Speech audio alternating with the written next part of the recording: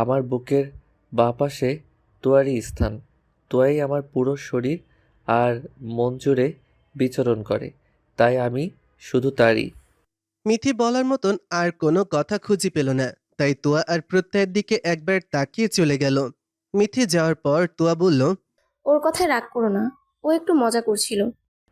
মজা মানে এই না যে ও মেয়ে হয়ে বারবার আমাকে ধাক্কা মারবে। মজা ফাজলামি আমিও বুঝি, তবে সবটা লিমিটের মধ্যে থাকাটাই শোভনীয় নয় কি? হুম। এর মধ্যে তুয়ার ভাবি এসে তুয়াকে ডেকে নিয়ে গেল। প্রত্যয়ের কাছে থাকা তুয়ার ফোনে একটা কল আসলো, আননোন নাম্বার।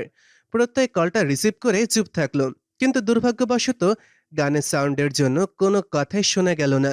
প্রত্যয় দ্রুত ওখান থেকে নিচে চলে গেল। এই নাম্বারটি ট্র্যাকিং করতে দেওয়া আছে। হুট করে কল কেটে গেল। এর মধ্যে প্রত্যয়ের কাছে আরেকটা ফোন আসলো। প্রত্যয় ফোনটা রিসিভ করে বলল, পাভেল, হ্যাঁ বল ভাই, কিছু জানতে পারলি? আর একটু কলটা কানেক্ট থাকলেই আসল লোকেশনটা জানা যেত। তবে এটা তোমাদের বাসার আশেপাশেই শো করছে। ও। সিমটা বন্ধ করে দিয়েছে, এই জন্য আর কিছু জানা যাচ্ছে না। চিন্তা করিস না ভাই, সব তথ্য পাওয়া যাবে। হুম, আচ্ছা রাখছি তাহলে। প্রত্যয় একটা দীর্ঘশ্বাস ফেলে নিচে হাঁটাহাঁটি করছিল। তখনই দেখে প্রিয়মের বন্ধু রিমনকে। প্রত্যয় রিমনের সাথে কথা বলে। তারপর রাত প্রায় 11টার দিকে প্রত্যয়, প্রিয়ম আর রিমন তিনজন বসে আছে। প্রিয়ম আগুন চোখে রিমনের দিকে তাকিয়ে আছে। রিমনের চোখ দিয়ে ঝরঝর করে পানি পড়ছে। প্রত্যয় রিমনের দিকে তাকিয়ে বলে, এই নাম্বারটা প্রিয়ম তোমাকে দিয়েছিল? হুম। তাহলে এতদিন এসব তুমি করেছো? এসব করাটা কি খুব দরকার ছিল? এত নোংরা মেসেজ তুমি তুয়াকে দিতে? প্রত্যয় দাঁতে দাঁত চেপে বলেই, না ভাই, বিশ্বাস করেন, আমি এমন কিছু করিনি। আমি খারাপ মানলাম, কিন্তু এতটা নিচে নামিনি আমি। প্রিয়ম ভাই আমার, আমি ওকে এভাবে কষ্ট দেওয়ার কথা ভাবতেও পারি না। তাহলে এসব কি মিথ্যে? আমি এসবের কিছু জানি না ভাই। আর সত্যি কথা হলো, এই সিমটা তো এখন আমার কাছেই নেই। আমি তাহলে কিভাবে এসব করতে পারি? প্রিয়ম অবাক হয়ে বলে, ওই সিম তাহলে কার কাছে আছে? আকাশের কাছে আছে। আকাশ আমাকে বলেছে তুই নাকি এই সিমটা ওকে দিতে বলেছিস, তাই আমি 2 মাস আগে ওকে এই সিমটা দিয়েছি। প্রত্যয় এবার প্রিয়মে দুজন দুজনের দিকে তাকালো। আবার খেলার মোড় অন্য কোন দিকে ঘুরে গেল। প্রিয়ম আর প্রত্যয় এদের দুজনের ভেতরেই যেন রাগের ফুলকি জ্বলে উঠেছে। প্রিয়ম, প্রত্যয় আর রিমন তিনজন মিলে প্রিয়মের ফ্ল্যাটে গেল। প্রিয়ম রিমনকে বলল আকাশকে ফোন দিয়ে যাতে এখনই আসতে বলে। রিমন প্রিয়মের কথা মতো তাইই করল। 10 মিনিটেই আকাশ এসে হাজির। প্রত্যয়, প্রিয়ম আর রিমনকে একসাথে দেখেই আকাশ একটা ঢোক গিল। প্রিয়ম আকাশের কাঁধে হাত রেখেই আকাশকে একটা চেয়ারে বসালো। আর রিমন প্রিয়মের কথা অনুযায়ী আকাশের মুখ আর চেয়ারের সাথে ওর হাত পা বেঁধে দিল। আকাশের মুখে ভয়ের ছাপ স্পষ্ট। তারপর প্রিয়ম ওর বেডরুমে গিয়ে হাতে করে একটা হকি স্টিক নিয়ে ফিরে আসলো। প্রত্যয় চুপচাপ করে সোফাতে বসে শুধু দেখছে, কারণ চোর ধরে দেওয়াটাই প্রত্যয়ের দায়িত্ব ছিল। আর সে তার কথা অনুযায়ী প্রত্যয় চোর ধরেও দিয়েছে। এবার প্রিয়ম আর আকাশের হাইড অ্যান্ড সিক খেলার রহস্য উন্মোচনের পালা। আকাশ প্রিয়মের বন্ধু, তাই প্রত্যয় প্রিয়মকে এই দায়িত্বটা দিল। কারণ বন্ধুর প্রতি বন্ধুর অধিকারটা সব সময় বেশি থাকে। আর সেটা বন্ধুর প্রতি বন্ধুর জন্য যান বিসর্জন দেওয়া হোক বা কারো যান নেওয়া। এখানে প্রত্যয় থেকে প্রিয়মের অধিকারটা বেশি, তাই প্রত্যয় নিশ্চুপ থেকে প্রিয়মের কর্মকাণ্ডগুলো দেখে যাচ্ছে। প্রিয়ম না হয় ওর সাথে ঘটে যাওয়া ঘটনাগুলোর উত্তর খুঁজে নিক। এজন্যই প্রত্যয় পায়ের ওপর পা তুলে রাজকীয় ভঙ্গিতে বসে আছে। তবে প্রত্যয় বসে বসে এইটাই ভাবছে, প্রিয়ম আকাশকে মেরে আগে আধমরা করুক, আজকে সকল রহস্যের উন্মোচন ঘটুক, তারপর আমি ডক্টর হিসেবে আকাশের ফ্রিতেই না হয় সব চিকিৎসার সেবা প্রদান করব। প্রত্যয় হকি স্টিক নিয়ে আকাশের সামনে বসলো। প্রিয়ম যে কি পরিমাণ রেগে আছে সেটা ওর চোখ আর নিঃশ্বাস ফেলার ভাবভঙ্গি বলে দিচ্ছে। প্রিয়ম আকাশের সামনে হাঁটু গেড়ে বসলো আর বাম দিকে ঘাড় ঘুরিয়ে শব্দ করে 2বার জোরে জোরে নিঃশ্বাস ছাড়লো। প্রিয়ম নিজেকে শান্ত করার যথেষ্ট চেষ্টা চালাচ্ছে।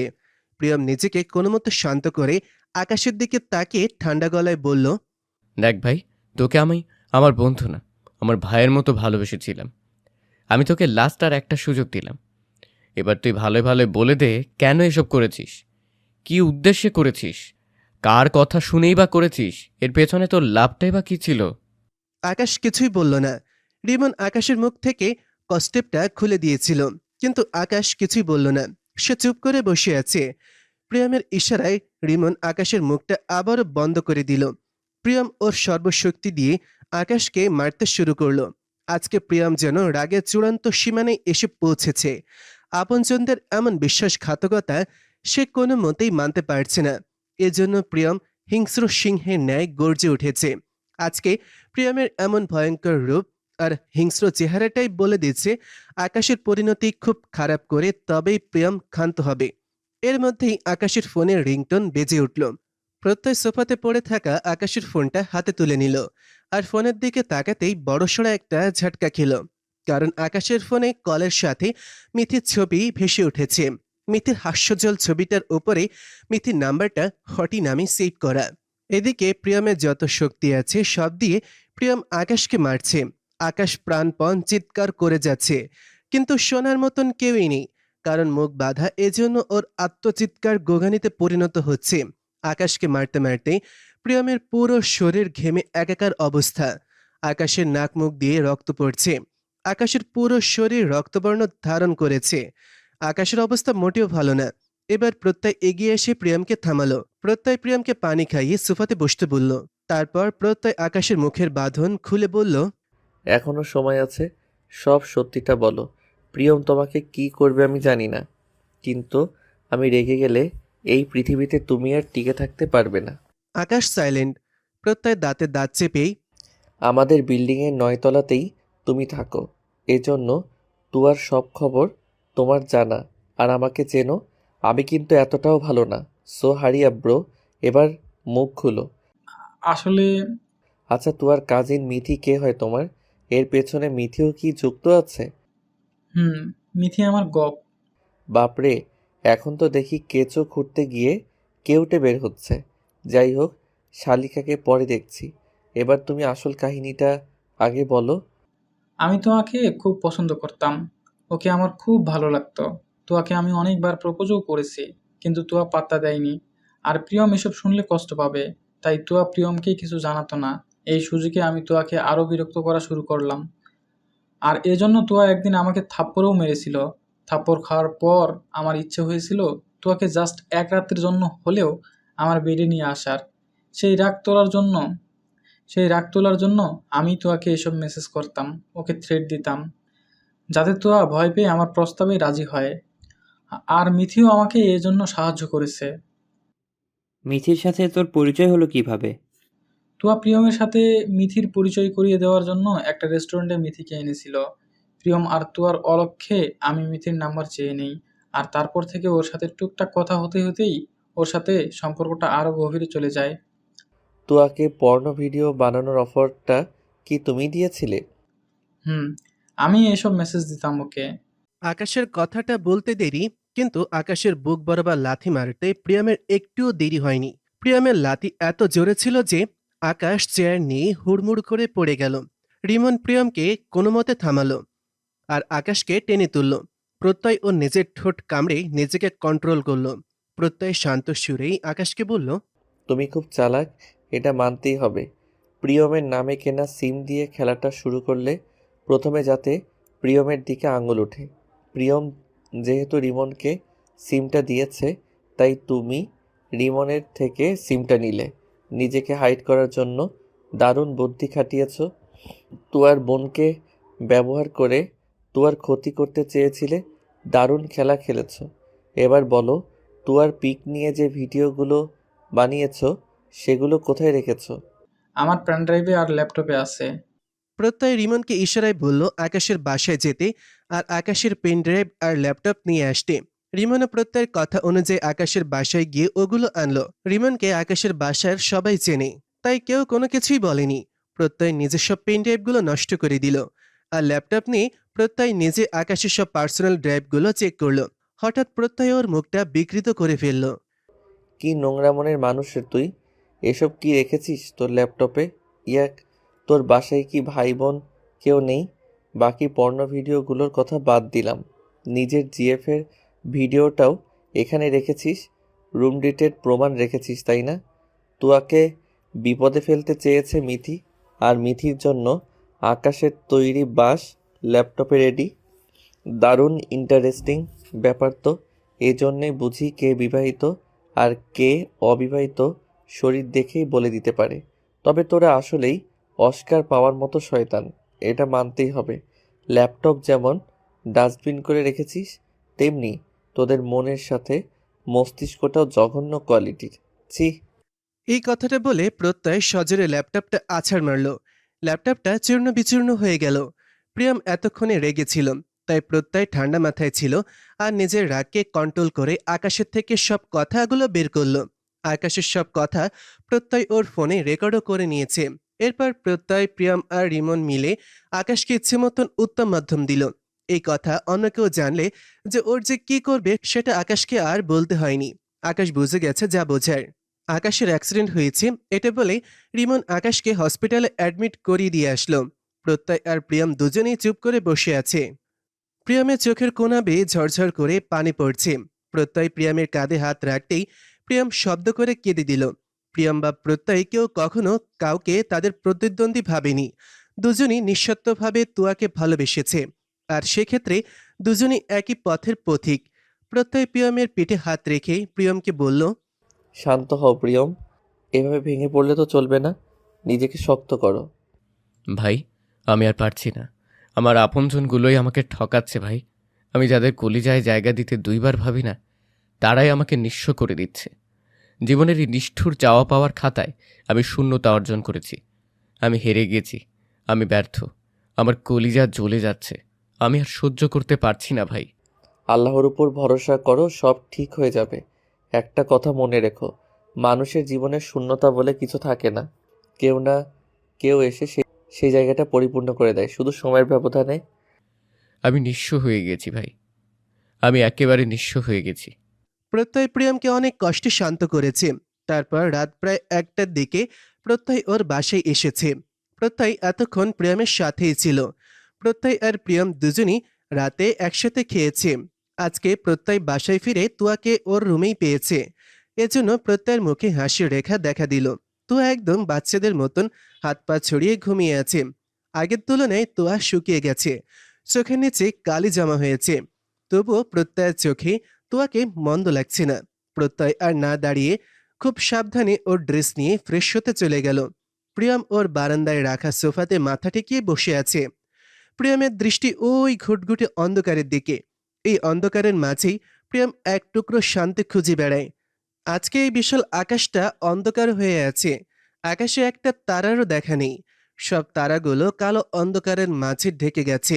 এজন্য তারাহীন আকাশটাকে পরিপূর্ণ লাগছে। প্রিয়মের চোখের কোনা বেয়ে পানি পড়ছে। প্রত্যয় যাওয়ার পর প্রিয়ম এখানে এসে বসেছে নিজের একাকিত্বের সাথে লড়াই করতে। কিন্তু রাতের একাকিত্বটা যে কতটা ভয়ানক সেটা বোঝার ক্ষমতা সবার হয় না। রাত জাগা কষ্টের পাখিগুলোই জানে এর আসল রূপ। কষ্টে ভরা বুকটাতে জ্বালা পোড়া শুরু হয় এই একাকিত্বের মাঝেই। সারাদিন সবার সাথে হাসি মুখে থাকলেও রাতের বেলা যেন কষ্টটা 10 গুণ হারে বেড়ে যায়। কষ্টটা তখনই কেন যেন তার ভয়ঙ্কর রূপ ধারণ করে, হৃদয়টাকে ক্ষতবিক্ষত করে, প্রতিনিয়ত দগ্ধ করতে থাকে। প্রিয়ম তোয়ার ছবির দিকে তাকিয়ে আছে। কিছুক্ষণ এক দৃষ্টিতে তাকিয়ে থাকার পর প্রিয়ম কান্না ভেজা কণ্ঠে বলল, আমার লাল টুকটুকে বউ হয়ে আসার কথা ছিল, কিন্তু তার হলো না রে জান। কেন এটা করলি তুই? আমাদের গল্পটা তো এমন হওয়ার কথা ছিল না। আমার ভালো করতে গিয়ে আমার বাঁচার অবলম্বনটাই কেড়ে নিলি। আমি জানি আমার ভালোর জন্য তুই এমন পথ অবলম্বন করেছিস। আমি এটাও জানি তুই আমার কথা ভেবেই প্রত্যয় ভাইকে এর মধ্যে জড়িয়ে নিয়েছিস। আসলে তুই চেয়েছিলি আমাদের বিয়েটা কোনো রকম ভেঙে দিতে, কিন্তু আঙ্কেল আর আন্টির চাপে পড়ে প্রত্যয় ভাইকে বিয়ে করতে বাধ্য হয়েছিস। তবে তুই ভুল কিছু করিসনি তোয়া। তুই জানিস না তুই তোর অজান্তেই খাঁটি হীরাকে জীবনসঙ্গী হিসেবে বেছে নিয়েছিস। প্রত্যয় ভাইয়ের মতো ছেলেকে বর হিসেবে পেয়েছিস তুই। আমি জানি ভাই তোকে পাগলের মতো ভালোবাসে। ভাই তোকে কখনো কষ্ট পেতেই দিবে না। আমার বুকের বাঁ পাশটা ফাঁকা হয়ে গেলেও তোর বিরুদ্ধে আমার কোনো অভিযোগ নেই। সব আমার ভাগ্যের দোষ, আর আমি আমার ভাগ্যকেই মেনে নেব। তারপর প্রিয়ম কিছুক্ষণ খুব কাঁদল। প্রিয়ম জানে তুয়া আর প্রত্যয়ের বিয়ের কথা, আর কখন কিভাবে ওদের বিয়ে হয়েছে সব কথাই প্রত্যয় সেদিন প্রিয়মকে বলেছে। সেই থেকে প্রত্যয় প্রিয়মকে অনেক বুঝিয়েছিল। প্রিয়মের যখন কাউকে খুব দরকার ছিল তখন প্রত্যয় প্রিয়মের পাশে এসে দাঁড়িয়েছে। প্রিয়ম ওদের বিয়ে হওয়ার কথা শুনে তখন প্রিয়মের বুক ফেটে যায়। তাও প্রিয়ম প্রত্যয়ের সামনে স্বাভাবিক থাকে। যাকে এত ভালোবেসেছে আজ সে অন্য কারো অর্ধাঙ্গিনী। এটা যে কতটা কষ্টের সেটা প্রিয়মের মতন এমন পথের পথচারীগুলো ভালোই জানে। তুয়াহীন প্রিয়মের এক একটা দিন আর রাত কেমন যাচ্ছে সেটা শুধু প্রিয়মই জানে। পরের দিন তুরাগের বিয়ে। যথাসময়ে বরযাত্রী ওইখানে পৌঁছে গেল। কিছুক্ষণের মধ্যেই তুরাগ আর তিন্নির বিয়ের কাজ সম্পূর্ণ হলো। সবাই অনেক মজা করছে। খাওয়া দাওয়ার পর্ব শেষ হয়েছে। এর মধ্যে প্রত্যয়ের ফোনে কল আসাতে প্রত্যয় বাগানের এক সাইডে দাঁড়িয়ে ফোনে কথা বলছিল। তুয়া প্রত্যয়ের আর চোখে আড়ালে বিয়ের বাড়ি থেকে বেরিয়ে গেল। তুয়া দ্রুত পায়ে হেঁটে একটা সিএনজি ডেকে তাতে উঠে বসল। 15 মিনিট পর তুয়া একটা লেকের পাশে এসে নামলো। সিএনজির ভাড়া মিটিয়ে তুয়া কারোর জন্য অপেক্ষা করছিল। একটু পর সেই কাঙ্ক্ষিত ব্যক্তি এসে ওইখানে পৌঁছালো। উনিই বলল, আমার ছেলে কোথায়? আমার প্রিয়মের যদি কিছু হয় তাহলে তোমাকে আমি বাঁচিয়ে রাখবো না। বলো আমার ছেলে কোথায়? আমি কিভাবে জানবো? তোয়া, ভালোই ভালোই বলছি, বলো প্রিয়ম কোথায়? তুমি হয়তো জানো না আমি এখন তোমাকে কি করতে পারি। চোখ গরম করে বলে, আমি জানি আপনি সব করতে পারেন। আমার মতো বহুরূপী মা পৃথিবীতে আর আছে কিনা সন্দেহ। যে নিজের ছেলের জীবন নিয়ে খেলতেও দ্বিধাবোধ করে না, সে তো শুধু মা না, পুরো মেয়ে জাতির কলঙ্ক। নিকৃষ্ট আর কুরুচিপূর্ণ মানুষ আপনি। ইয়াকথু! আপনার মতো মানুষের সাথে কথা বলতে আমার রুচিতে বাজছে। একদম চুপ। তোর থেকে আমি উপদেশ নিতে আসিনি। আমি নিজের স্বার্থের জন্য নিজের ছেলেকে মারতে দুবার ভাববো না। আর তুই কোন ফকিন্নির বাচ্চা? আমিও দেখি তুই কতদিন আমার ছেলেকে লুকিয়ে রাখিস। আমিও এর শেষ দেখেই ছাড়বো। তুয়াকে থাপ্পড় মেরে প্রিয়মের আম্মু কথাটা বলে চলে গেল। আর তুয়া মাটিতে বসে শব্দ করে কেঁদে দিল। দুজন পথচারী তুয়ার দিকে তাকাচ্ছে। তাতে তো আর কিচ্ছু যায় আসে না। তার বুকে যেন আগুনের ফুলকি জ্বলছে। এখন কোনো দিকে খেয়াল করার মতন মন মানসিকতা তুয়ার নেই। তুয়া শব্দ করে পাগলের মতন কেঁদেই যাচ্ছে। হঠাৎ করে তুয়া ওর সামনে কার উপস্থিতি টের পেল। তখন কান্না ভেজা চোখেই মুখ তুলে তাকালো। আর তখন দেখলো প্রত্যয় ওর সামনে দাঁড়িয়ে। প্রত্যয়কে দেখে তুয়ার ভয়ে হাত পা কাঁপতে শুরু করলো। তুয়া এই ভয়টাই পাচ্ছিল। প্রত্যয় তুয়াকে মাটি থেকে টেনে তোলে আর গম্ভীর কণ্ঠে বলে, আমি কিন্তু তোদের সব কথা শুনেছি, আর লুকিয়ে রাখার কোনো স্কোপ নেই। এবার আমার থেকে কিভাবে লুকাবি তুয়া? এবার তো তুই আমার কাছে ধরা পড়ে গেছিস। এবার সত্যিটা তোকে বলতেই হবে। প্রত্যয়ের কথা শুনে তুয়া আরো জোরে কেঁদে দিল। প্রত্যয় তুয়াকে ধরে একটা গাছের নিচে নিলিবিলি জায়গায় বসল। তুয়া দুই হাতে মুখ ঢেকে কেঁদেই যাচ্ছে। প্রত্যয় পাশের একটা দোকান থেকে পানি কিনে আনলো। পানিটা তুয়ার দিকে এগিয়ে দিল। তুয়া প্রত্যয়ের চোখে মুখের গভীরতা দেখে আর টু শব্দ করার সাহস পাচ্ছে না। কারণ তুয়া যতটুকু জানি প্রত্যয় যথেষ্ট ঠান্ডা মাথার মানুষ। কিন্তু কারো ওপরে রেগে গেলে তার অবস্থা খারাপ করেই তবেই দম ছাড়ে। তুয়া ভয়ার্ত দৃষ্টিতে প্রত্যয়ের দিকে তাকিয়ে আছে। তুয়ার মনে হচ্ছে এখন এই মুহূর্তে ওর নিঃশ্বাসটা আটকে গেলে মনে হয় সবচেয়ে ভালো হতো। প্রত্যয় তুয়াকে পানি খেতে দিল। তুয়ার জন্য এই মুহূর্তে পানির বড্ড বেশি প্রয়োজন ছিল। ওর গলা শুকিয়ে মরুভূমিতে পরিণত হয়েছে। তুয়া একটু পানি খেলো আর পানি নিয়ে ওর চোখে মুখে দিল। ওইদিকে তুরাগ আর তিন্নিকে নিয়ে সবাই মেতে আছে। তুরাগের আর তিন্নির পাশাপাশি বসে সবাই পিক তুলতে ব্যস্ত। এর মধ্যে তুরাগের কাছে ক্যামেরাম্যানের অত্যাচারটা বেশি মনে হচ্ছে। কারণ উনি তুরাগকে বামে ডানে এপাশে ওপাশে ওদিকে এদিকে চিত হয়ে কাত হয়ে তিন্নির কাঁধে হাত রেখে এসব পোজ দিতে বলছেন। তুরাগ পড়েছে মাইনকা চিপায়। বেচারা তুরাগ না পারছে কিছু বলতে আর না পারছে সহ্য করতে। আজকে বিয়েবাড়ি বলে তুরাগের হাতে ক্যামেরাম্যান বেঁচে গেল, না হলে তুরাগ ক্যামেরাম্যানের অবস্থা দফারফা করে দিত। এখানে তিন্নির বোনগুলো আর ভাবিদের অযথা দাঁত কেলিয়ে হাসাটাও তুরাগের কাছে একটা বিরক্তের একটা কারণ। তুরাগ আশেপাশে তাকিয়ে তুয়াকে খুঁজল, কিন্তু তুয়া বা প্রত্যয় কাউকেই পেল না। তুরাগ ফোন বের করে প্রত্যয়কে ফোন দিল। হ্যালো প্রত্যয়, তুয়া কি তোমার সাথে? জি ভাইয়া। তুয়ার নাকি লোকজন মাঝে ভালো লাগছিল না, শরীর নাকি খারাপ করছিল, তাই আমি তুয়াকে নিয়ে একটু বাইরে এসেছি। তুয়া আর তুমি কি খেয়েছো? জি ভাইয়া। আচ্ছা থাকো তাহলে, আমরা চলে গেলাম, তোমরা বরং ধীরে সুস্থে এসো। আচ্ছা ভাইয়া। তুরাগ ফোন রেখে দিল। তুরাগ মনে মনে আল্লাহর কাছে শুক্রিয়া আদায় করল, কারণ প্রত্যয় এমন একটা ছেলে, সে যতই কষ্ট পাক তবুও তুয়াকে কষ্ট দেবে না। আর ভাই হিসেবে তুরাগ এই কথাটা জোর দিয়ে বলতে পারে। এজন্য তুরাগ স্বস্তির একটা নিঃশ্বাসও নিতে পারে। যত যাই হোক, প্রত্যয় যে ওর বেস্টটা দিয়ে তুয়াকে ভালো রাখবে, এটা অস্বীকার করার ক্ষমতা কারণই। তারপর তিন্নির বাবার থেকে তিন্নি বিদায় নিল।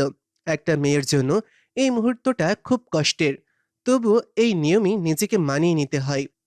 কবুল, এই তিনটা শব্দের ওপর ভরসা, আস্থা, বিশ্বাস, দায়িত্বের উপর ভিত্তি করেই একটা মেয়ে স্বামীর ঘরে পা রাখে। বিয়ের আগে বাবার আর ভাইয়ের স্নেহমাখা নিরাপদ স্থান ছেড়ে বিয়ের পর স্বামী নামক মানুষটাকেই বেঁচে থাকার অবলম্বন করে নিতে হয়। আমাদের সমাজের এই নিষ্ঠুর নিয়ম প্রথমে মানতে কষ্ট হলেও সময়ের সাথে সব সয়ে যায়। এরপর তুরাগরা তিন্নিকে নিয়ে বাসায় চলে গেল। তিন্নির বাবা মা অশ্রুসিক্ত চোখে তিন্নিদের গাড়িটার দিকেই তাকিয়ে থাকলো। প্রত্যয় তুয়াকে ওর দিকে ঘুরালো। তুয়া মাথা নিচু করে বসে আছে, চোখের পানিগুলো নিঃশব্দে গাল বেয়ে পড়ছে। প্রত্যয় খুব শান্ত গলায় তুয়াকে বলল, তুয়ার সবটা আমাকে খুলে বলো। এভাবে লুকিয়ে রাখলে কোনো সমাধান হবে না। নিজে কষ্ট পাচ্ছিস আর আমাদেরও কষ্ট দিচ্ছিস। তুয়া সাইলেন্ট। আমাকে বল, আমি তোর পাশে আছি। আর এইভাবে লুকিয়ে রাখলে হবে না। সত্যি কখনোই চাপা থাকবে না। আন্টি, তোকে কি কিসের ভয় দেখাচ্ছে? প্লিজ তোমার পায়ে পড়ি, আমাকে এসব জিজ্ঞাসা করো না। আমি তোমাকে বলতে পারবো না। প্লিজ, প্লিজ তুমি থামো। তুয়া হাত জোর করে। কেন থামবো? তোর জন্য আমি কেন সাফার করব? আমার কি দোষ? আমাকে কেন এর মধ্যে জড়িয়ে নিলি? এখন তোর আমার সম্পর্কটা তো অন্যরকম। আমরা সারা জীবনের জন্য একটা বন্ধন আবদ্ধ হয়েছি। আমি তোর সব দায়িত্ব নিয়েছি। তোর ভালো থাকা না থাকার সব দেখার দায়িত্ব আমার। তুই কেন আমার কাছ থেকে সব কথা গোপন রাখিস? কেন আমার কাছ থেকে আড়াল করছিস? তুমি আমাকে ভুল বুঝছো। তুই এখন পুরো ঘটনাটা আমাকে খুলে বল। আর না হলে আমি সরাসরি প্রিয়মের সাথে এই বিষয়ে কথা বলবো। আমিও এর শেষ দেখেই ছাড়বো। না প্লিজ, তুমি প্রিয়মকে কিছু বলো না। প্রিয়ম সহ্য করতে পারবে না, ও মরে যাবে। প্লিজ তুমি দয়া করো, প্লিজ তোমার পায়ে পড়ি, তুমি প্রিয়মকে কিছু বলো না। তাহলে এই রহস্য উন্মোচন কর। তুয়া কেঁদেই যাচ্ছে। এর ফলাফল যে কতটা ভয়াবহ হবে এটা ভেবেই তুয়ার কলেজা কেঁপে যাচ্ছে। তুয়া আরেকটু পানি খেয়ে নিজেকে শান্ত করে নিল। বেশ কয়েকজন পথচারী ওদের দিকে তাকাচ্ছে। প্রত্যয় তুয়াকে নিয়ে একটা নিলিবিলি জায়গায় বসলো। তুয়া এখনো ফুপিয়ে ফুপিয়ে কাঁদছে, আর প্রত্যয় তুয়ার মুখের দিকে তাকিয়ে আছে। তুয়ার কষ্টটা এখন প্রত্যয় অনুভব করতে পারছে। তুয়া যে কতটা মারাত্মক সিচুয়েশনের মধ্য দিয়ে যাচ্ছে এটা প্রত্যয়ের বুঝতে বাকি নেই। এতজনের এতগুলো ষড়যন্ত্রের চাপ মাথায় নিয়ে তুয়ার একা একা লড়াই করে যাচ্ছে। এটা মোটেও চারটাখানি কথা না। তুয়া যে কিভাবে এসব সহ্য করেছে প্রত্যয় তার উত্তরও খুঁজে পাচ্ছে না। এরপর তুয়া নিজেকে স্বাভাবিক করে নিল। প্রত্যয়ের দিকে এবার করুণ চোখে তাকালো। তুয়ার এমন দৃষ্টির মানেই বোঝায় কাউকে হারানোর কষ্টটা। তুয়ার চোখেও এই কষ্টটা প্রত্যয় এখন স্পষ্ট দেখতে পাচ্ছে। তুয়া কিছুক্ষণ চুপ করে থেকে একবার ঢোক গিলে নিয়ে বলল, আসলে ওনার সাথে আমার একটা ডিল হয়েছে। মাথা নিচু করে বলে, কিসের ডিল? কাকে নিয়ে ডিল? জিজ্ঞাসু দৃষ্টিতে তাকিয়ে, আমার আর প্রিয়মের ভালোবাসাটা কোরবানি করার ডিল। সারা জীবন ওর পাশে থাকবো এমন প্রতিজ্ঞাবদ্ধ হয়েও ওকে ছেড়ে দেওয়ার ডিল। ওকে কষ্ট দিয়ে দূরে সরিয়ে যাওয়ার ডিল।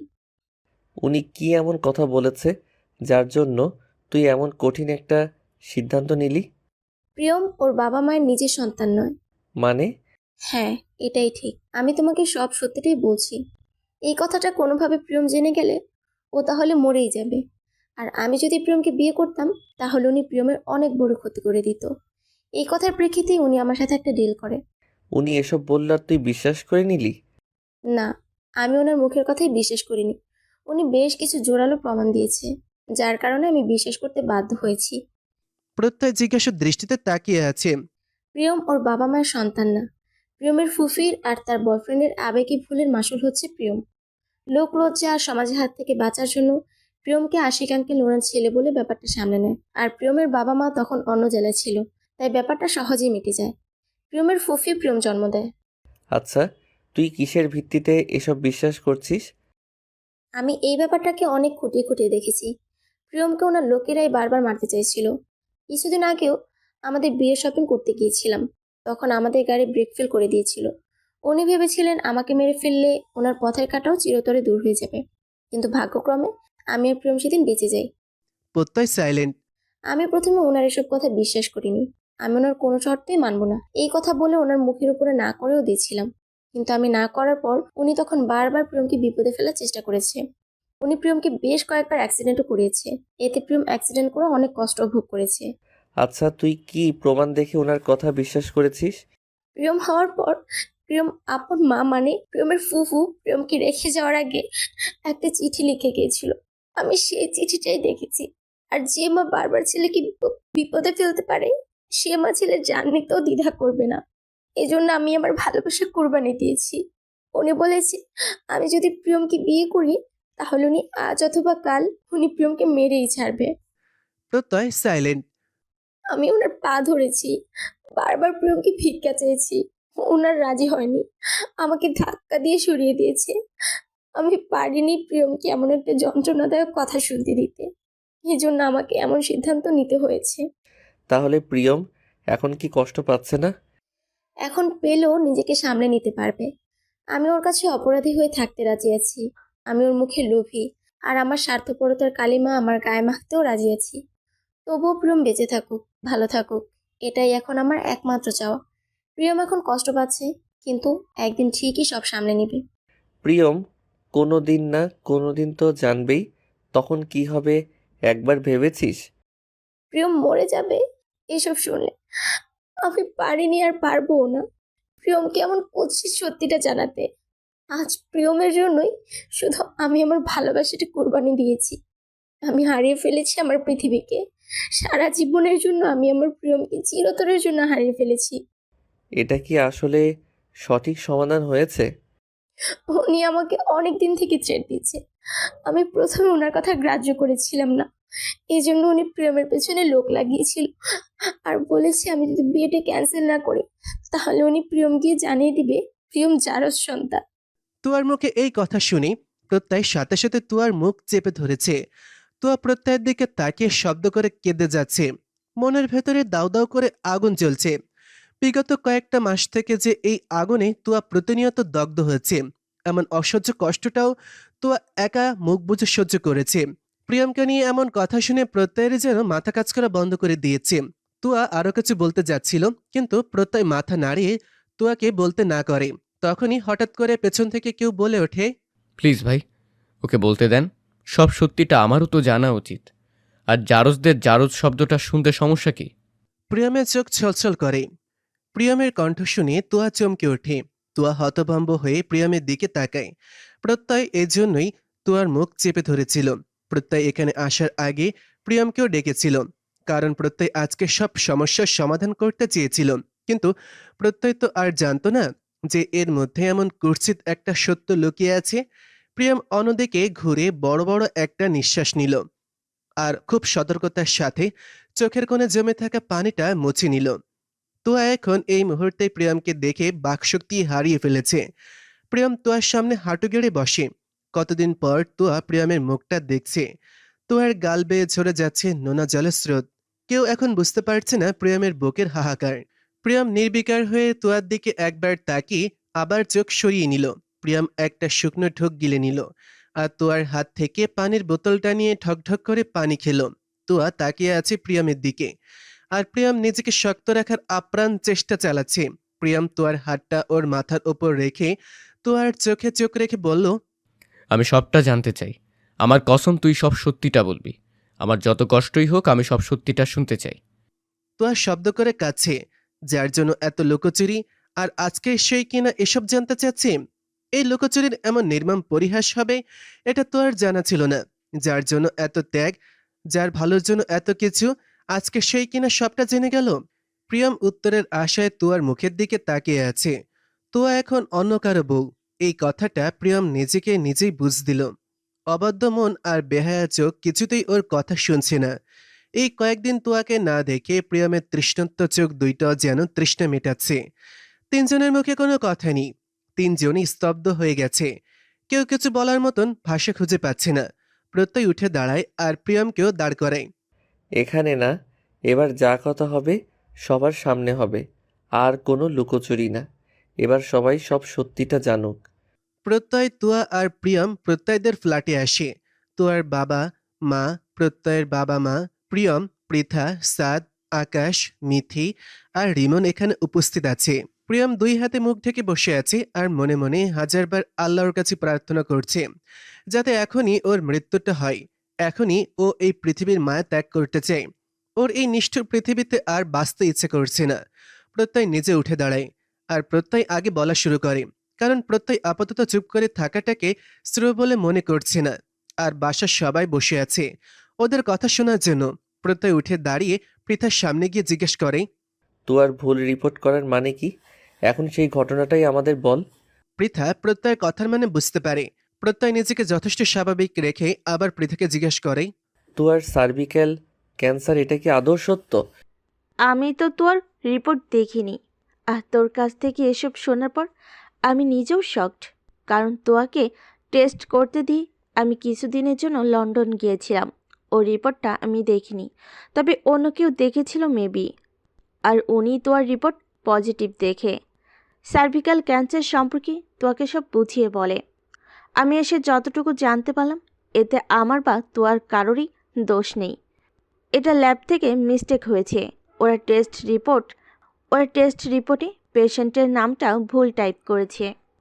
তুয়ার মা বাবা এসব শুনে স্তব্ধ হয়ে বসে আছে। প্রত্যয় সবাইকে জানিয়ে দেয় যে তুয়ার কোনো সমস্যা নেই। প্রত্যয়ের কথায় সবাই স্বস্তির নিঃশ্বাস নেয়। এবার প্রত্যয় মিথি আর আকাশের সামনে গিয়ে বলে, এবার তোমাদের পালা। তোমরা কেন তুয়া আর প্রিয়মকে আলাদা করতে চেয়েছিলে? এতে তোমাদের কি স্বার্থ ছিল? মানে আমি কিছু জানি না। মুখ খুলবে নাকি অন্য কোনো ব্যবস্থা করব? আপনি কি অসভ্যের মতো কথা বলছেন কেন? চুপ, আর কাজের কথা বল। তা না হলে তোর খবর খারাপ করে দিব বলে দিলাম। আমি বলছি, বল। আমি তোয়াকে খুব পছন্দ করতাম। তোয়াকে এটা জানানোর পর সরাসরি তুয়া আমাকে রিজেক্ট করে আর আমাকে থাপ্পড় মারে। আর প্রিয়মের প্রতি আমার কেন জানি খুব রাগ হয়। শুধু মনে হয় প্রিয়মের থেকে আমি কোন দিক দিয়ে কম যে তুয়া আমাকে পছন্দ করে না। এজন্য আমার মনে অনেক রাগ আর জেদের সৃষ্টি হয়। আর আমি এজন্যই একটা প্ল্যান করি, তুয়া আমার হবে না তো আমিও তুয়াকে প্রিয়মের হতে দিব না। তাই তুয়াকে খুব বিরক্ত করতাম আর আমি তুয়াকে মেসেজ দিতাম, খারাপ অফার করতাম। এর মধ্যে তুয়া প্রিয়মের সাথে মিথির পরিচয় করার জন্য একটা রেস্টুরেন্টে নিয়ে যায়। আমিও সেদিন প্রিয়মের সাথে ছিলাম। সেদিন কথায় কথায় আমিও মিথির ফোন নাম্বার নিয়েছিলাম। আর মিথির সাথে ফোনে কথা বলতে বলতে মিথি আর আমার সম্পর্কটা ভালোবাসার রূপ নেয়। দিন দিন এভাবেই মিথির সাথে কথা বলেই জানতে পারি যে মিথি কেন জানি তুয়াকে সহ্য করতে পারে না। আমিও এই সুযোগটাকেই কাজে লাগাই। আমাদের দুজনেই প্ল্যান মোতাবেক প্রিয়ম আর তুয়াকে আলাদা করার চেষ্টা করতে থাকি। আকাশ মাথা নিচু করে, আচ্ছা, মিথি তোয়ার উপরে তোমার এত রাগ কেন? তোয়া কি করেছে যে তুমি রেগে জেদের কারণে এমনটা করলে? আমার প্রিয় মানুষটাকে তুয়া আমার থেকে সরিয়ে দিয়েছে, তাই আমিও ওর সাথে এমনটাই করতে চেয়েছি। আমি তুয়াকে বোঝাতে চেয়েছিলাম, দেখ, ভালোবাসার মানুষ হারানোর কষ্টটা কত যন্ত্রণাময়। আমি নুহাস নামের একটা ছেলেকে খুব ভালোবাসতাম, কিন্তু তুয়া একদিন হুট করেই আমার আম্মুকে এই ব্যাপারটা সব জানিয়ে দিয়েছিল। আর আম্মু তখন আমার ফোন কেড়ে নিয়ে আমার কলেজে যাওয়া বন্ধ করে দিয়েছিল। তারপর কিছুদিন পর অনেক কষ্টে আম্মুকে বুঝিয়ে শুনিয়ে আমি কলেজে যাই।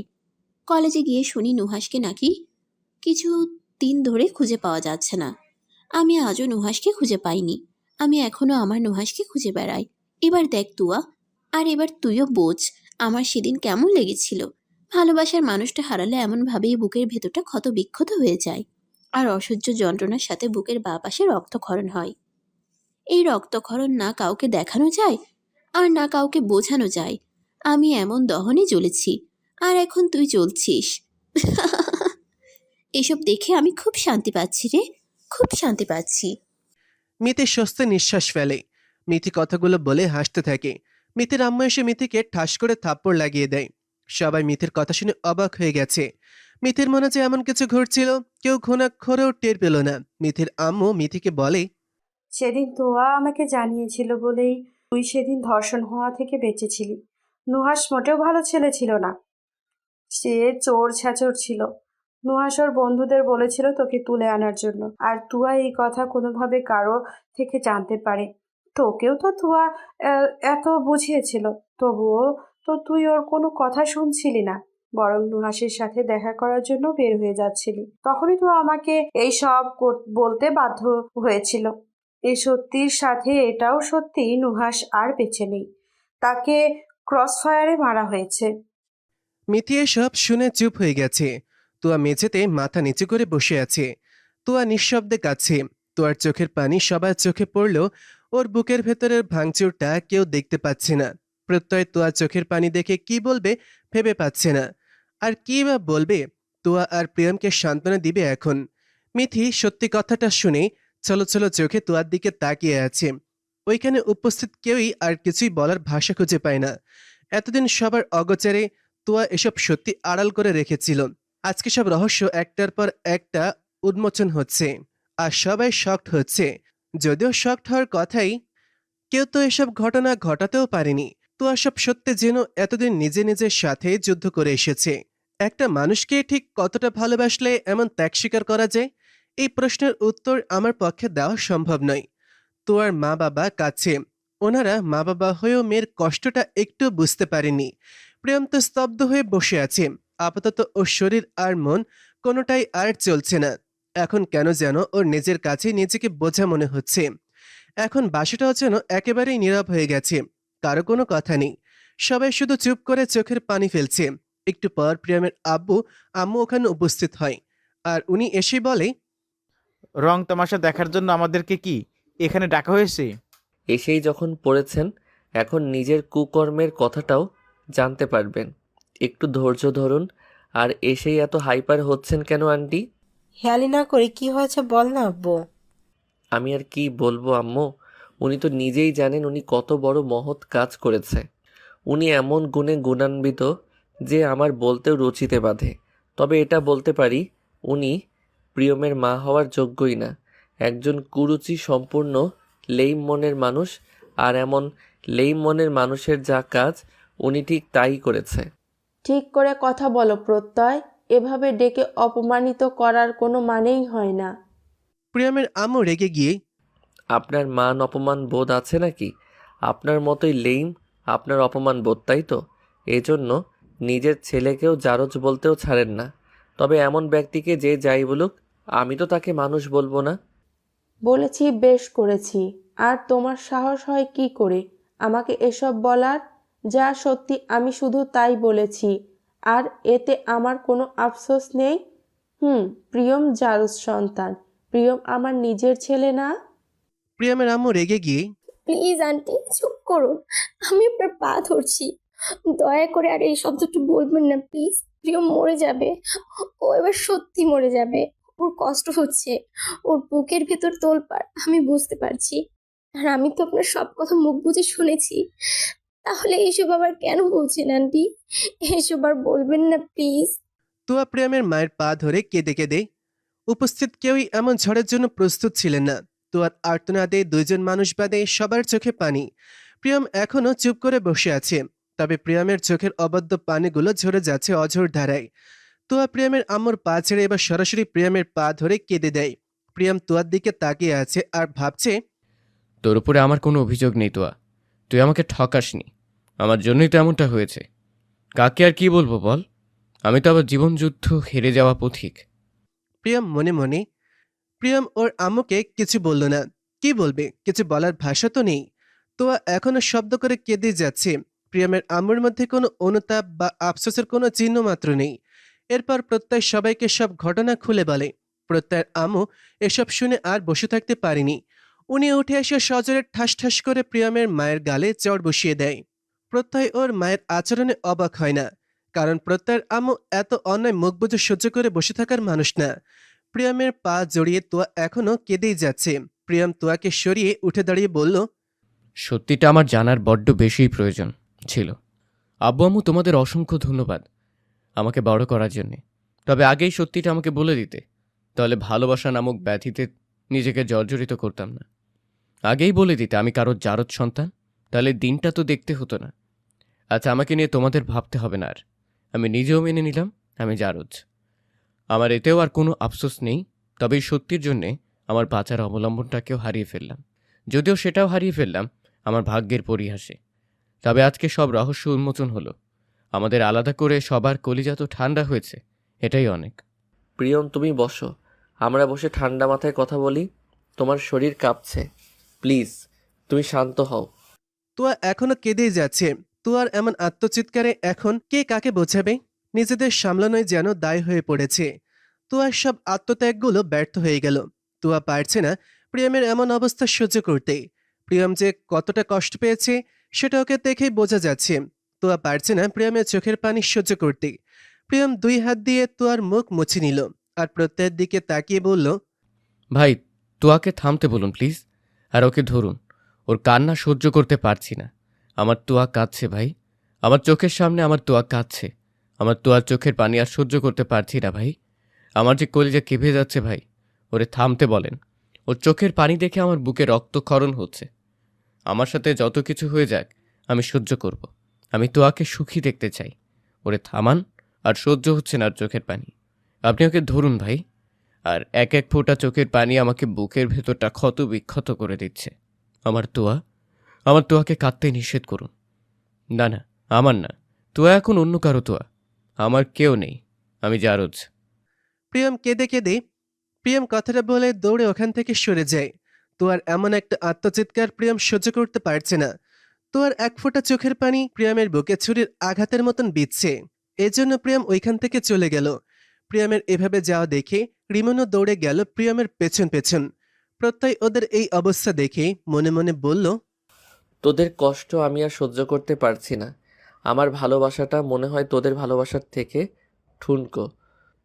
আমাকে কাছে তোদের ভালো থাকাটাই বড় কথা। আমি কোনোদিন স্বার্থপরের মতো নিজের কথা ভাবিনি, আর ভাববো না। আমি তোদের প্রাপ্তি তোদের পাইয়ে দিব। প্রত্যয় গিয়ে তুয়ার পাশে বসলো। তুয়ার মাথায় হাত রাখতেই তুয়া প্রত্যয়ের বুকের শার্ট খামচে ধরে হাউমাউ করে কেঁদে দেয়। উপস্থিত সবার চোখে অশ্রু ঝরছে। প্রিয়ামের আব্বু আম্মু হনহন করতে করতে চলে গেল। ড্রয়িং রুম থেকে আস্তে আস্তে সবাই চলে গেল। তুয়া প্রত্যয়ের বুকে মুখ লুকিয়ে কাঁদছে। প্রত্যয়ের চোখ থেকে অশ্রু ঝরছে। প্রত্যয়ের মাথা যেন কাজ করা বন্ধ করে দিয়েছে। প্রত্যয় বারবার তুয়াকে থামতে বলছে, কিন্তু তুয়া কেঁদেই যাচ্ছে। প্রিয়ম তুয়ার চোখের পানি সহ্য করতে পারছিল না, তাই প্রিয়ম চলে গেল। কিন্তু প্রত্যয় এখন কি করবি? তুয়াকে এমনভাবে কান্না করতে দেখে প্রত্যয়ের বুকের ভেতর যে তোলপাড় শুরু হয়েছে এটাও কাকে বলবে? প্রত্যয় তুয়াকে খুব শক্ত করে জড়িয়ে ধরে রাখে ওর বুকের সাথে। তুয়া কাঁদতে কাঁদতে একসময় সেন্সলেস হয়ে যায়। প্রত্যয় তুয়াকে কোলে তুলে ওর রুমে নিয়ে গেল। দ্রুত পানি এনে তুয়ার মুখে পানির ছিটা দিল। একটু পর তুয়ার সেন্স ফিরে আসে। প্রত্যয় তুয়াকে পানি খাইয়ে দেয়। তুয়াকে ঘুমের ইঞ্জেকশন পুশ করে দেয়। এখন তুয়া জেগে থাকলেই কান্নাকাটি করবে, তাই তুয়ার ঘুমানোটাই বেটার। এজন্য প্রত্যয় তুয়াকে ঘুমের ইঞ্জেকশনটা দিল। তুয়া কয়েক মিনিটে ঘুমের দেশে পাড়ি দেয়। প্রত্যয় তুয়ার কপালে আদর দিল, আর সাথে সাথে ঝরঝর করে প্রত্যয়ের চোখের পানি তুয়ার কপালে পড়ল। প্রত্যয় তুয়ার হাত ধরে বলল, আমি তোকে এত কষ্ট পেতে দেখতে পারবো না। আমি পারবো না স্বার্থপর হতে। তোকে যে বড্ড বেশি ভালোবাসি রে তুয়া। এই জন্য তোর কষ্ট পাওয়াটা যে আমিও সহ্য করতে পারছি না। তোরা ভালো থাক, আমি তোর ভালোর জন্য সব করতে পারি। আর তোদের এত কষ্ট পেতে দেখতে পারবো না। তোর এমন আত্মচিৎকার আমি আর পারছি না সহ্য করতে, আর পারছি না। প্রত্যয় কেঁদে দিল। প্রত্যয় ওয়াশরুমে গিয়ে চোখে মুখে পানির ঝাপটা দিল। তারপর তুয়ার কপালে একটা আদর দিয়ে রুম থেকে চলে গেল। প্রত্যয় প্রিয়মের কাছে গেল। রিমন পারছে না প্রিয়মকে সামলাতে। প্রিয়ম পুরো ফ্ল্যাটের জিনিস ভেঙে চুরে চূর্ণ বিচূর্ণ করে ফেলেছে। তারপর ক্লান্ত হয়ে হাঁটু গেড়ে 2 হাতে মুখ ঢেকে কাঁদছে। রিমনও কাঁদছে প্রিয়মের এই অবস্থা দেখে। প্রত্যয় এসে প্রিয়মের কাঁধে হাত রাখে। প্রিয়ম প্রত্যয়ের দিকে অসহায় দৃষ্টিতে তাকালো। প্রত্যয় প্রিয়মের হাত ধরে অন্য রুমে নিয়ে গেল। প্রত্যয় প্রিয়মের মুখোমুখি বসে বলল, প্রিয়ম, তুয়াকে নিয়ে আবার নতুন করে শুরু করো। আমি সব ম্যানেজ করব। এই পথ আর খোলা নেই ভাই। আমি তুয়াকে আমার লাইফে আর জড়াবো না। প্রিয়ম চোখের পানি মুছে, আমি তোমাদের মাঝে থেকে সরে যাব বিনা বাক্যে। তোমরা কষ্ট পেও না, আমি তোমাদের কষ্ট পেতে দেখতে পারছি না। এটা হয় না ভাই, এটা সিনেমা না, আমাদের রিয়েল লাইফ। আমাদের লাইফের এই জটিল সমস্যাগুলোর এত সহজে সমাধান হওয়া সম্ভব না। আর তুয়া এখন বিয়ে করা বউ। তুমি যেমন তুয়ার মুখের হাসিটা দেখতে চাও, তেমনি আমিও। আমি ওর সুখের জন্য আমার প্রাণ বিসর্জন দিতেও দ্বিধা করব না। প্রিয়ম, আবার নতুন করে শুরু করো তোমরা। আমি মন থেকে তোমাদের সাপোর্ট করব। ভাই, ভাগ্য বলে কিছু একটা আছে। অনেকে বলে চাওয়া যদি পবিত্র হয়, সেই জিনিসটা নাকি একদিন না একদিন পাবই। আমার মনে হয় শুধু চাওয়া পবিত্র হলে হয় না, ভাগ্যের জোরও থাকতে হয়। আমি আর আমার জীবনের সাথে কাউকে জড়াবো না। আপনি আমাকে নিয়ে টেনশন করবেন না। আমার বুকের বাঁ পাশে যত্ন করে রাখা জান পাখিটাকে আমি আপনাকে দিলাম। আপনি একটু দেখে রাখবেন ভাই। খুব খুব দুষ্টু কিন্তু পাখিটা। আপনাকে আমি কখনো প্রতিদ্বন্দ্বী ভাবি না ভাই। আপনাকেও আমি ভাইয়ের মতো ভালোবাসি। আপনার কাছে আমার প্রাণ ভোমরা দিয়ে গেলাম। আমি জানি আপনি সযত্নে আগলে রাখবেন। তবুও বলছি, তুয়া আগে আমার ছিল, কিন্তু এখন সে আপনার। আমার আর কোনো দাবি বা অভিযোগ নেই তুয়ার ওপর। আর কখনো এসব কথা বলবেন না ভাই। প্রিয়ম প্রত্যয়ের দিকে তাকিয়ে প্রিয়ম, জেদ, রাগ আর অভিমান, এই তিনটে মারাত্মকভাবে আমাদের ক্ষতি ডেকে আনে। প্লিজ, তুমি বোঝার চেষ্টা করো। ভাই, উপরওয়ালা আমাদের জোড়া লিখে রাখেনি, এজন্য আমাদের মিল হয়নি। আমার বুকের বাঁ পাশে তুয়ার নাম লেখা থাকলেও আমার বাঁ পাঁজরের হাড় দিয়ে তুয়া তৈরি না। আর তুয়ার প্রতি আমার কোনো অভিমান নেই। তুয়ার জায়গায় যে কেউ থাকলে এমনটাই করতো। আমার প্রতি আপনার মনে যদি বিন্দুমাত্র জায়গা থাকে, আর সেই জায়গায় কোনো সহানুভূতি থাকে, সেই সহানুভূতির কসম আর এসব বলবেন না। প্রত্যয় প্রিয়মের দিকে শুধু তাকিয়ে আছে। প্রত্যয় উঠে প্রিয়মকে জড়িয়ে ধরে। প্রিয়ম চোখ মুছে মুচকি হেসে প্রত্যয়কে জড়িয়ে ধরে। প্রত্যয় আর প্রিয়মের মাঝে আরও ঘণ্টাখানেক কথা হয়। প্রিয়ম প্রত্যয়ের হাতে একটা চিঠি দেয় আর তুয়াকে দিতে বলে। প্রত্যয় প্রিয়মকে বুঝিয়েছে, কিন্তু প্রিয়ম ওর সিদ্ধান্ত থেকে এক বিন্দু পরিমাণ নড়েনি। তাই প্রত্যয় রিমনকে প্রিয়মের খেয়াল রাখতে বলে ওখান থেকে চলে আসে। প্রিয়ম নিজেকে সামলে নিচ্ছে, আর সামলাতে তো ওকে হবেই। প্রিয়ম ভেঙে পড়লে তোয়া কিছুতেই প্রত্যয়ের সাথে স্বাভাবিক হবে না। প্রত্যয় মুখে যতই কথা বলুক, ওর ভেতরে যে কি ঝড় উঠেছে সেটা প্রিয়ম খুব সহজে ধরতে পেরেছে। একই পথের পথিক বলে কথা হয়তো, তবে প্রিয়ম আজকে অনেক কথা প্রত্যয়কে বলেছে, আর প্রিয়মের যুক্তি দিয়ে বলা কথাগুলো প্রত্যয় মেনে নিয়েছে। পরের দিন বিকেল। প্রত্যয়, প্রিয়ম আর রিমন এয়ারপোর্টে দাঁড়িয়ে আছে। যাওয়ার সময় হয়ে গেছে, তাই প্রিয়ম প্রত্যয়কে জড়িয়ে ধরে বলল, তুয়াকে স্বাভাবিক করতে যা করা লাগে আপনি তাই করবেন। ওর প্রতি এখন শুধু আপনার অধিকার। আর হ্যাঁ, আমি কিন্তু খুব শীঘ্রই গুড নিউজ চাই। এটা আমার আবদার অথবা দাবি, যাই বলেন। আচ্ছা ভাই, ভালো থাকবেন। ফোনে কথা হবে। আজকে আসি। সাবধানে যেও, নিজের খেয়াল রেখো। প্রিয়ম প্রত্যয়কে জড়িয়ে ধরে মুচকি হেসে প্রত্যয় থেকে বিদায় নেয়। প্রিয়ম আর রিমন সামনে এগিয়ে গেল, আর প্রত্যয় ওর যাওয়ার পানে তাকিয়ে থাকলো। প্রিয়ম সুইজারল্যান্ড চলে গেল, সাথে রিমনে গেল। তুয়ার সব দায়িত্ব প্রত্যয়কে দিয়ে প্রিয়ম এদেশ থেকে অন্য দেশে পাড়ি দিল। প্রত্যয় এয়ারপোর্ট থেকে বের হয়ে বাসায় চলে এলো। তুয়া বারান্দায় দাঁড়িয়েছিল। প্রত্যয় এসে তুয়াকে প্রিয়মের দেওয়া চিঠিটা দিল। তুয়া কাঁপা কাঁপা হাতে চিঠিটা খুলল। এই টুপারানি, শোন, একদম আর কাঁদবি না। কাঁদলে তোর নাক দিয়ে সর্দি বের হয়। ছি, ইয়াক। আমি বাবা বেঁচে গেছি, তোর মতো সর্দিওয়ালিকে আমার বিয়ে করতে হয়নি। কিন্তু আহারে, বেচারা প্রত্যয় ভাই। আচ্ছা শোন, তোর প্রতি আমার কোনো অভিযোগ নেই। তোকে এই রহস্যগুলো যেভাবে অক্টোপাসের মতো চারদিক থেকে চেপে ধরেছিল, তোর জায়গায় আমি থাকলে আমিও এমনটাই করতাম। তোর উপরে কোনো রাগ বা অভিমান আমার নেই। তবে একটা চাওয়া আছে, আর আমার চাওয়াটা তোকে পূরণ করতেই হবে। তোর সব সিদ্ধান্ত যেমন আমি মেনে নিয়েছি, তেমনি আমিও আজকে তোকে অর্ডার বা আবদার করছি। তো আমাকে যদি বিন্দু পরিমাণ ভালোবেসে থাকিস, তাহলে আমার কথা রাখিস। প্রত্যয় ভাইকে কোনোদিন কষ্ট দিস না। ভাই তোকে পাগলের মতো ভালোবাসে। ভাইয়ের সাথে স্বাভাবিক হয়ে একে অপরের পরিপূরক হয়ে থাক। ভাই তোকে নিঃস্বার্থভাবে ভালোবাসে, এজন্যই তোর সব বোকামিগুলো মুখ বুজে সহ্য করেছে। প্রত্যয় ভাইয়ের জায়গায় অন্য কেউ থাকলে এসব রহস্যের মোড় আর ভয়ঙ্কর রূপ ধারণ করত। আর টেনশন করিস না, আমি আমার মতো করে সব গুছিয়ে নিব। তবে এটাই মনে রাখিস, তোর কাছে চাওয়া আমার শেষ আবদারটার কথা। আর আমি খুব তাড়াতাড়ি একটা গুড নিউজ চাই। কিরে, দিবি তো? অনেক কথা বলে ফেললাম, এবার শোন, এখন নিজেকে সামলে নে। আমাদের জীবনে এমন অনেক ঘটনা ঘটে যেগুলো মনে গেঁথে রাখলে হয় না। সব কিছু ভুলে নতুন করে শুরু কর। কিরে, আমার চাওয়াটুকু পূরণ করবি তো? এবার প্রত্যয় ভাইয়ের লক্ষ্মী বউ হয়ে দেখা। তোর স্বাভাবিক হওয়া কথা শুনলেই আমি আমার উত্তর পেয়ে যাব। তোকে আলাদা করে কিছু বলতে হবে না। আমিও আশায় থাকলাম এর উত্তর কবে পাবো সেই দিনের। ভালো থাকিস আর সবাইকে ভালো রাখিস। তুয়া চিঠিটা পড়ে কয়েকবার শুকনো ঠোক গিলল। প্রত্যয় তোয়ার মুখ পানে চেয়ে আছে। তোয়া চোখ বন্ধ করে জোরে জোরে কয়েকবার নিঃশ্বাস নিল। প্রত্যয় তোয়ার মুখের দিকেই চেয়ে আছে। তোয়া চোখ খুলে প্রত্যয়ের দিকে তাকায় আর ভুবন ভুলানো একটা হাসি দেয়। প্রত্যয় এখনো ভুরু কুচকে তোয়ার দিকে তাকিয়ে আছে। তোয়া খিলখিল করে হেসে প্রত্যয়ের নাক টেনে দিয়ে চলে গেল। আর প্রত্যয় হতভম্ব হয়ে দাঁড়িয়ে থাকলো। তোয়া প্রত্যয়ের জন্য কফি করে আনলো। প্রত্যয় হাত বাড়িয়ে কফির মগটা নিতে যাবে, তখন তোয়া দিল না, বরং প্রত্যয়কে মুখ ভেঙচি দিল। তোয়া কফির মগে 2বার চুমুক দিয়ে প্রত্যয়ের দিকে তাকিয়ে বলল, ডক্টর সাহেব, এবার থেকে আমার এটু খাওয়ার জন্য প্রস্তুত থাকবেন। এই নিন কফি খান, এবার খান। প্রত্যয় কিছু বলল না। আচ্ছা শোনো, আমি একটু আমাদের বাসায় যাচ্ছি। তুমি কি এখন বাসায় থাকবে নাকি বের হবে?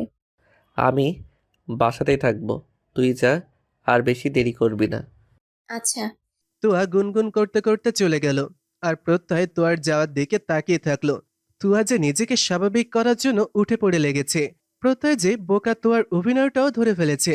ওইদিকে তোয়া সিঁড়িতে ওপর থেকে গলা ফাটিয়ে ওর আম্মুকে ডাকতে ডাকতে বাসায় যাচ্ছে। এতদিন পর তোয়ার আম্মু আবার আগের সেই তোয়াকে দেখছে। তোরাগের বাসায় এখন মেহমান আছে। তোয়ার আম্মু তোয়াকে স্বাভাবিক দেখে স্বস্তির একটা নিঃশ্বাস ছাড়লো। তোয়া গিয়ে তিন্নিকে খোঁচাতে শুরু করলো। এই তিন্নি, কালকে রাতে কি কি করলি রে? কালকে থেকে তোর দেখা নেই, আর তুই এখন এসে এইসব জিজ্ঞেস করছিস? কুত্তি, তুই আসলে খুব খারাপ। তোয়া খিলখিল করে হেসে, ভাই, তোমার বউ রাগ করেছে, একটা পাপ্পি দিয়ে যাও। অসভ্য একটা ফাজিল মেয়ে। তারপর বল, কালকে রাতে কি হলো? তুই কি ভুলে যাচ্ছিস আমি তোর ভাবি? এইসব কথা কেউ জিজ্ঞেস করে? এখন তুই আমার বেস্টু, তাই আমাকে বলতেই পারিস। তাই না, ফাজিল মেয়ে? তুরাগ তোয়ার কান টেনে, সরি সরি ভাইয়া, আর বলবো না। এবার কান ছাড়ো ভাইয়া, প্লিজ প্লিজ। একটু পরে ড্রয়িং রুমে সবাই মিলে আড্ডা দিচ্ছে। আজকে অনেকদিন পর এমন একটা আড্ডার আসর বসেছে। তোয়া আর তোরাগের দুষ্টুমি ফিরে এসেছে। তোয়ার হাসির খিলখিল করে হাসিতে বাসাটাও যেন প্রাণ ফিরে পেয়েছে। তোরাগের ফোন থেকে তোয়া প্রত্যয়কে ফোন করে ওদের বাসায় আসতে বলে। প্রত্যয় তোয়াদের বাসায় যায় আর আড্ডাতে মেতে ওঠে। নিথিরা কালকে রাতেই চলে গেছে। কাল রাতের ঘটনা কেউই জানে না, এমনকি তোরাগ আর তিন্নিও না। তোয়া কাবাবে একটা কামড় বসিয়ে আহ উ কি গুম। মুখ নিয়ে, আগে একটু ঠান্ডা হোক তারপর খা। তাহলে তো হতোই। প্রত্যয়, তুমি একটা রাক্ষসীকে বিয়ে করেছ, এটাও এখন হাড়ে হাড়ে টের পাবে। শুধু ওর খাওয়ার জন্যই আমরা বিজনেসে এত এত লাভ করেও ওর খাবার বিল মেটাতে গিয়ে গরিব হয়ে যাই। তাহলে চিন্তা করো।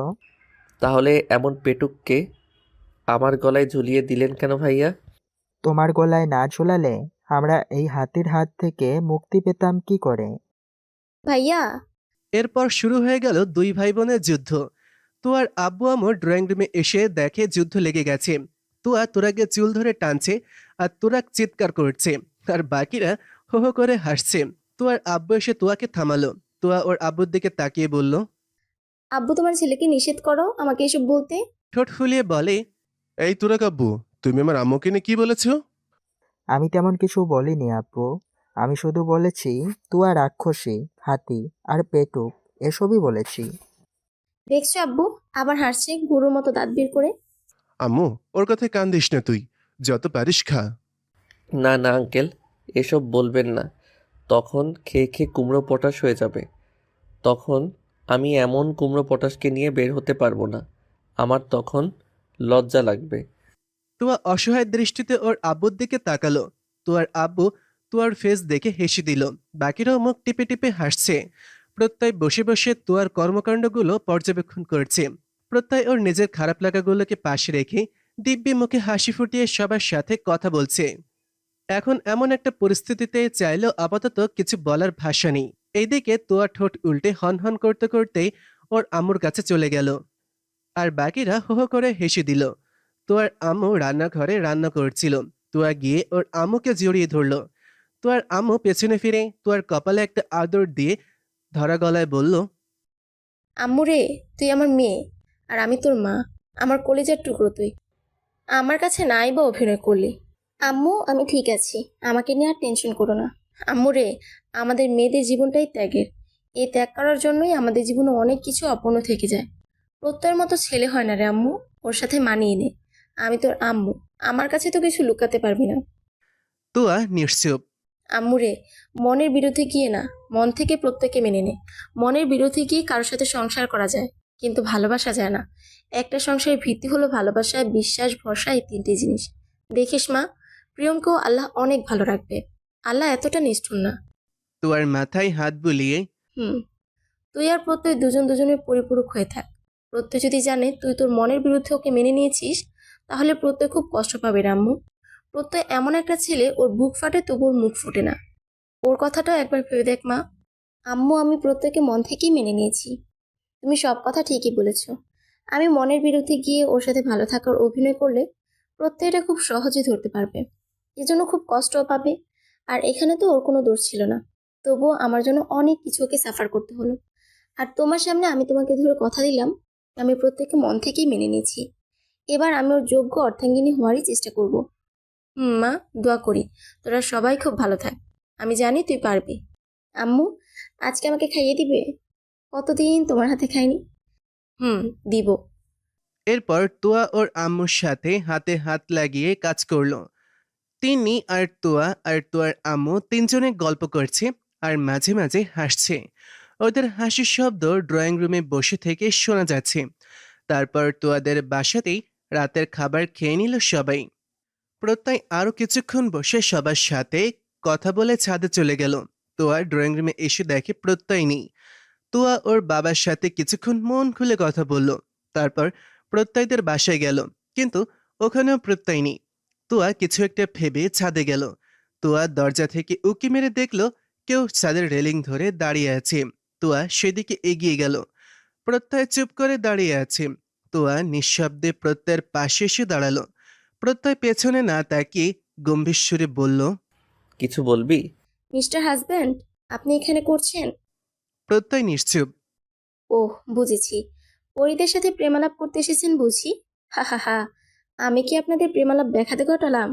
জানিস তুয়া, আমি কারো সহানুভূতি, দান, সান্ত্বনা এসব নিয়ে চলতে পছন্দ করি না।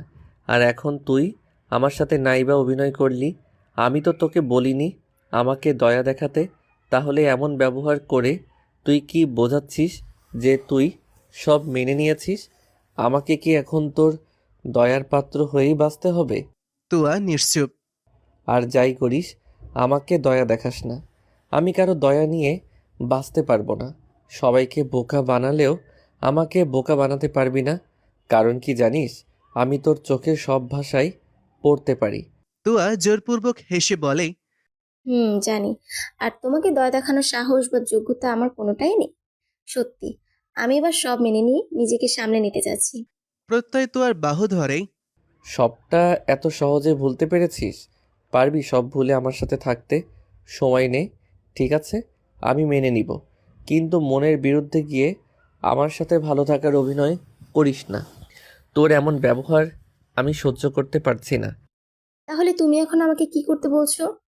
কাঁদবি, তুই খুব খুব কাঁদবি। আমার বুকে মাথা রেখে কাঁদবি।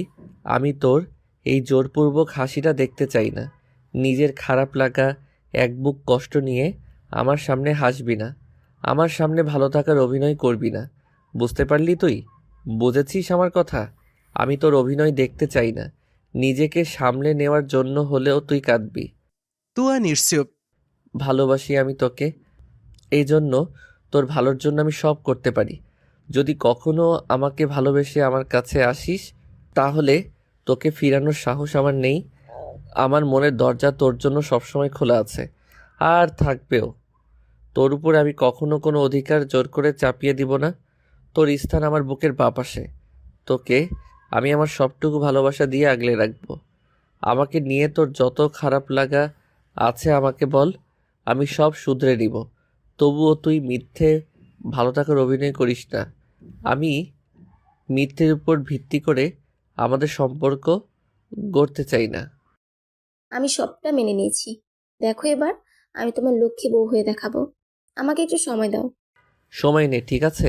তাহলে এখন তুই ভালো থাকার অভিনয় করছিস কেন? আমার লক্ষ্মী বউ হতে হবে না। তুই যেমন আছিস তেমনটাই থাক। শুধু তোর মনের এক কোণে আমাকে একটু জায়গা দিস। আমি তোর পাশে আছি। প্রতিটা পরিস্থিতিতে আমাকে তুই তোর পাশে পাবি। প্রিয়মের কথাও যদি মনে পড়ে তাহলে আমার বুকে মাথা রেখেই কাঁদবি। আমি এই নিয়েও কোনো অভিযোগ করব না। তবু তুই ভালো থাকার অভিনয় করিস না তো, আমি সহ্য করতে পারছি না। তুয়া প্রত্যয়ের কাছে আবারও ধরা খেল। তুয়া সত্যি সত্যি এবার ফুপিয়ে ফুপিয়ে কেঁদে উঠল। প্রত্যয় তুয়াকে একটানে ওর বুকের মাঝে লুকিয়ে নিল। তুয়া প্রত্যয়ের বুকে মুখ লুকিয়ে কাঁদতে কাঁদতে বলছে, কেন কেন আমি বারবার তোমার কাছেই ধরা খাই? কেন তুমি আমাকে এত বোঝো? কেন তোমাকে কিছু বলার আগেই বুঝে ফেলো? এত কিছুর পরেও কেন আমাকে সহ্য করছো তুমি? এর উত্তর তো তোর জানা তোয়া। একটা শব্দের জন্য আমি তোর কাছে আবদ্ধ, শুধু ভালোবাসি এই একটা শব্দের জন্য। আমি তোমার যোগ্য না। আমি তোমার ভালোবাসার দাম কখনোই দিতে পারিনি। আমি তো নিজেই সব দিক থেকে হেরে বসে আছি। আমি এখন সর্বহারা পথিক। তোমাকে আমি কিভাবে ভালো রাখবো? এত কিছু জানি না। তোর আমাকে ভালোবাসা লাগবে না, আমার ভালোবাসাটাই যথেষ্ট। তোকে আমি হয়তো প্রিয়মের মতো ভালোবাসতে পারবো না, কিন্তু আমার বুকের যত ভালোবাসা আছে সেই সব ভালোবাসাটুকু আমি তোকে উজাড় করে দিতে পারবো। তুমি আমাকে একটু সময় দাও। আমার একটু সময় বড্ড বেশি দরকার। আমি সব ভুলে যেতে চাই। আমি নিজেকে সামলে নিতে যথাসাধ্য চেষ্টা করছি। আমিও আবার ভালো থাকতে চাই। আমিও ওই নিষ্ঠুর কষ্ট থেকে মুক্তি পেতে চাই। আমি আর পারছি না এই দহনে দগ্ধ হতে। আমি আছি তো তোর পাশে, শুধু তুই নিজেকে একটু শক্ত কর, দেখবি সবটা ঠিক হয়ে যাবে। প্রত্যয় সযত্নে জড়িয়ে ধরেই এরপর তুয়া আর কোনো কথা বলেনি, কিন্তু প্রত্যয়ের বুকে মাথা রেখে খুব কেঁদেছে। প্রত্যয়ের বুকের শার্ট ভিজে গেছে তুয়ার চোখের পানিতে। প্রত্যয় তুয়াকে খুব শক্ত করে জড়িয়ে ধরে রেখেছে। তুয়া এখন কাঁদুক, খুব কাঁদুক, কারণ কাঁদলেই মনের কষ্টটা কিছুটা হলেও কমে যায়। এভাবে কাঁদতে কাঁদতে একটা সময় তুয়া প্রত্যয়ের বুকে মাথা রেখেই ঘুমিয়ে পড়ে। প্রত্যয়ের শার্ট খামচে ধরেই তুয়া কাঁদছিল, কিন্তু হঠাৎ করে তুয়ার হাত ছেড়ে দেওয়ার জন্য প্রত্যয় তুয়ার মুখের দিকে তাকালো আর দেখলো তুয়া সত্যি সত্যি ঘুমিয়ে গেছে। ছাদের মেঝেতে দুজনই বসে আছে। তুয়া প্রত্যয়ের বুকে মাথা রেখে ঘুমিয়ে আছে, আর প্রত্যয় তুয়ার মুখের দিকে তাকিয়ে আছে। প্রত্যয় গভীরভাবে তুয়ার কপালে একটা আদর দিল। প্রত্যয় এক হাত দিয়ে ওর বুকে তুয়াকে জড়িয়ে ধরে রেখেছে, যাতে তুয়ার মাথাটা প্রত্যয়ের বুক থেকে না সরে যায়। মাথার ওপর লক্ষ লক্ষ তারাদের মেলা, আর খোলা ছাদের ওপর প্রত্যয়ের বুকে মাথা দিয়ে ঘুমিয়ে আছে তুয়া। এই সুন্দর মুহূর্তটাকে প্রত্যয়ের মোটো নষ্ট করতে ইচ্ছে করছে না। প্রত্যয়ের কাছে এইটাই ওর জীবনের বেস্ট মুহূর্ত বলে মনে হচ্ছে। তুয়ার মাথাটা এখন প্রত্যয়ের বুকে থাকাতেই প্রত্যয়ের বুকটা যেন শান্তিতে ভরে গেছে। ভালোবাসার মানুষটা বুকে মাথা রাখলে যে বুকের ভেতর এত প্রশান্তি এসে ছুঁয়ে দেয়, এটা প্রত্যয়ের কাছে অজানাই ছিল। প্রত্যয় তুয়ার দিকে তাকিয়ে বলল, তুই তো আমার লক্ষ্মী বউ, খুব খুব ভালোবাসি আমি আমার এই মিষ্টি বউটাকে। আমার বউটাকে আমি এতটা ভালোবাসি যে এটা প্রকাশ করার ভাষা আমার জানা নেই। নতুন করে তোকে লক্ষ্মী বউ হতে হবে না, তুই যেমন আছিস তেমনই থাক। আমার তো এই তোয়াকেই চাই। প্রত্যয় আদুরে স্বরে কান্না করার জন্য তুয়ার চোখ দুইটা ফুলে আছে, নাকটাও টিয়া পাখির মতন লাল হয়ে আছে। তুয়ার নাকটা দেখে প্রত্যয় আস্তে করেই তুয়ার নাকটা ধরে টানলো, আর ঘুমন্ত তুয়া বিরক্ত বোধ করে ভুরু কুচকে আবার ঘুমিয়ে গেল। তুয়ার এমন কাজে প্রত্যয় হেসে ফেলল। বেশি নড়াচড়া করলেই তুয়ার ঘুমটা যদি ভেঙে যায়, তাই প্রত্যয় ওইভাবেই বসে থাকলো, ওর প্রেয়সীর মুখ পানে তাকিয়ে। আর এতেও প্রত্যয় অনাবিল সুখ অনুভব করতে পারছে। প্রায় 1 মাস পর প্রত্যয় এখন তোয়াকে একটু বেশি সময় দেওয়ার চেষ্টা করে। তোয়াও আস্তে আস্তে নিজেকে সামলে নিচ্ছে। প্রত্যয় যথেষ্ট সাপোর্ট করছে তোয়াকে। প্রিয়ম সুইজারল্যান্ডে মডেলিংয়ের শো আর গান নিয়ে নিজেকে বিজি রাখে। প্রিয়মও আর নিজেকে দমিয়ে রাখেনি। তোয়ার জন্য এক বুক ভালোবাসা নিয়েই প্রিয়ম সামনে অগ্রসর হচ্ছে। ব্যর্থ প্রেমিকের মতন প্রিয়ম নিজেকে গুটিয়ে রাখেনি। সময় আর নদীর স্রোত যেমন কখনোই আটকে রাখা যায় না, তেমনি মানুষের জীবনটাও বহমান। তেমনি প্রত্যয়, তুয়া আর প্রিয়মের জীবনও থেমেনি। বহমান স্রোতের মতন বয়ে যাচ্ছে ওদের জীবনের প্রতিটা সময়। খুব ভোরবেলা তোয়ার ঘুম ভেঙে গেছে সুমধুর এক কণ্ঠের সুরে।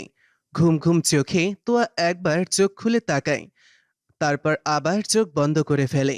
ঘুমের রেশ এখনো কাটেনি তার চোখ থেকে। ঘুম দেবী যেন তোয়াকে ঘুমের দেশটি থেকে ছুটি দিতে নারাজ। এজন্য আষ্টেপৃষ্টে ঘুমটা তোয়াকে আরো নিবিড়ভাবে জড়িয়ে নিচ্ছে। এজন্য তোয়া চেয়েও যেন চোখ জোড়া খুলতে পারছে না। তোয়া ওর চোখ না খুলেও খুব নিকটে শ্রবণ করছে সুমধুর একটা সুর। তোয়া এবার জোর করে চোখ জোড়া খুলে পাশ ফিরে তাকালো।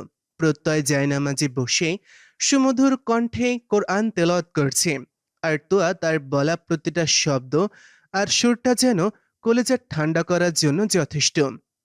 তোয়া জানতো না প্রত্যয় এত সুন্দর করে কোরআন পড়তে পারে। এজন্য তোয়া অবাক হয়ে প্রত্যয়ের দিকে তাকিয়ে আছে। প্রত্যয়ের মাথায় আছে শুভ্র চওড়া একটা টুপি। ওর মুখটাও যেন স্নিগ্ধতায় ভরপুর। প্রত্যয় মাথা নিচু করে এক মনেই কোরআন পড়ছে। ওর ঠোঁট নড়ছে আর সুরেলা কণ্ঠ ভেসে বেড়াচ্ছে পুরো রুম জুড়ে। তোয়াও কোরআন পড়তে পারে, তবে প্রত্যয়ের মতন এত সুন্দর করে সুর টেনে পড়তে পারে না। প্রত্যয়ের এমনভাবে কোরআন তেলাওয়াত করাটা যে কারো মনে প্রশান্তি এনে দেওয়ার মতো। তোয়া বসে বসে প্রত্যয়ের কোরআন পড়া মনোযোগ সহকারে শুনছে। একটু পরে প্রত্যয়ের পড়া বন্ধ হয়ে গেল, তাই তোয়া ঘাড় ঘুরিয়ে প্রত্যয়ের দিকে তাকালো। প্রত্যয় তোয়ার দিকে তাকিয়ে ওর ভুবন ভুলানো হাসিটা দিল আর ভুরু নাচিয়ে বলল, এই যে দুষ্টু মেয়ে, আপনি নামাজ পড়বেন না? এভাবে বসে আছেন কেন? চুপি চুপি আমার কোরআন পড়া শোনা হচ্ছে। তাড়াতাড়ি উঠুন আর নামাজটা পড়ে নিন। প্রত্যয়ের কথা শুনে তোয়া চোখ নামিয়ে নিল আর মাথা নাড়িয়ে না বোঝালো, যার মানে সে নামাজ পড়বে না। প্রত্যয় তোয়ার দিকে তাকিয়ে আর কিছু বলল না। হাতের কোরআনটা রেখে জায়নামাজটা তুলে গুছিয়ে রাখলো। প্রত্যয় তোয়াকে ফ্রেশ হয়ে নিতে বলল, কিন্তু তোয়া এক চুলও নড়ল না, বরং প্রত্যয়কে বলল, তুমি এত সুন্দর করে কোরআন পড়তে পারো? তোয়ার কথা শুনে প্রত্যয় কিছু বলল না। মাথার টুপিটা রেখে প্রত্যয় একটা মুচকি হাসি দিল আর সোফার ওপর বসে পড়ল। পেট কি খুব বেশি ব্যথা করছে? কোনো মেডিসিন দিব? প্রত্যয়ের কথা শুনে তোয়া মাথা নাড়িয়ে হ্যাঁ বোঝালো, যার অর্থ পেটে খুব ব্যথা করছে। প্রত্যয় তোয়াকে বলল, আচ্ছা তুই ফ্রেশ হয়ে আয়, আগে কিছু খেয়ে নে, তারপর আমি তোকে মেডিসিন দিচ্ছি। তোয়ার কেন জানি প্রত্যয়ের সামনে এখন খুব লজ্জা লাগছে। প্রত্যয়কে না বললেও সে সব বুঝে গেল। আর প্রত্যয়ের সামনে এখন বেড ছেড়ে ওঠাটাও সম্ভব না, কারণ বেডশিটে রক্তের দাগ লেগে গেছে। এজন্য প্রত্যয়ের দিকে না তাকিয়েই তোয়া বলল, তুমি বাইরে যাও, আমি একটু পর বের হচ্ছি। তোয়ার কথা শুনে প্রত্যয় আর কথা বাড়ালো না, বরং মুচকি হেসে চলে গেল। আর যাওয়ার আগে প্রত্যয় বলে গেল, আমি এখন তোর হাজবেন্ড, তাছাড়াও আমি একজন ডক্টর। আমার কাছে এত লজ্জা পেতে হবে না। এগুলো ন্যাচারাল, এখানে লজ্জা পাওয়ার মতো কিছু নেই। প্রত্যয়ের এই কথাটা বলে যাওয়ার পর তোয়া এবার মুখ তুলে তাকালো।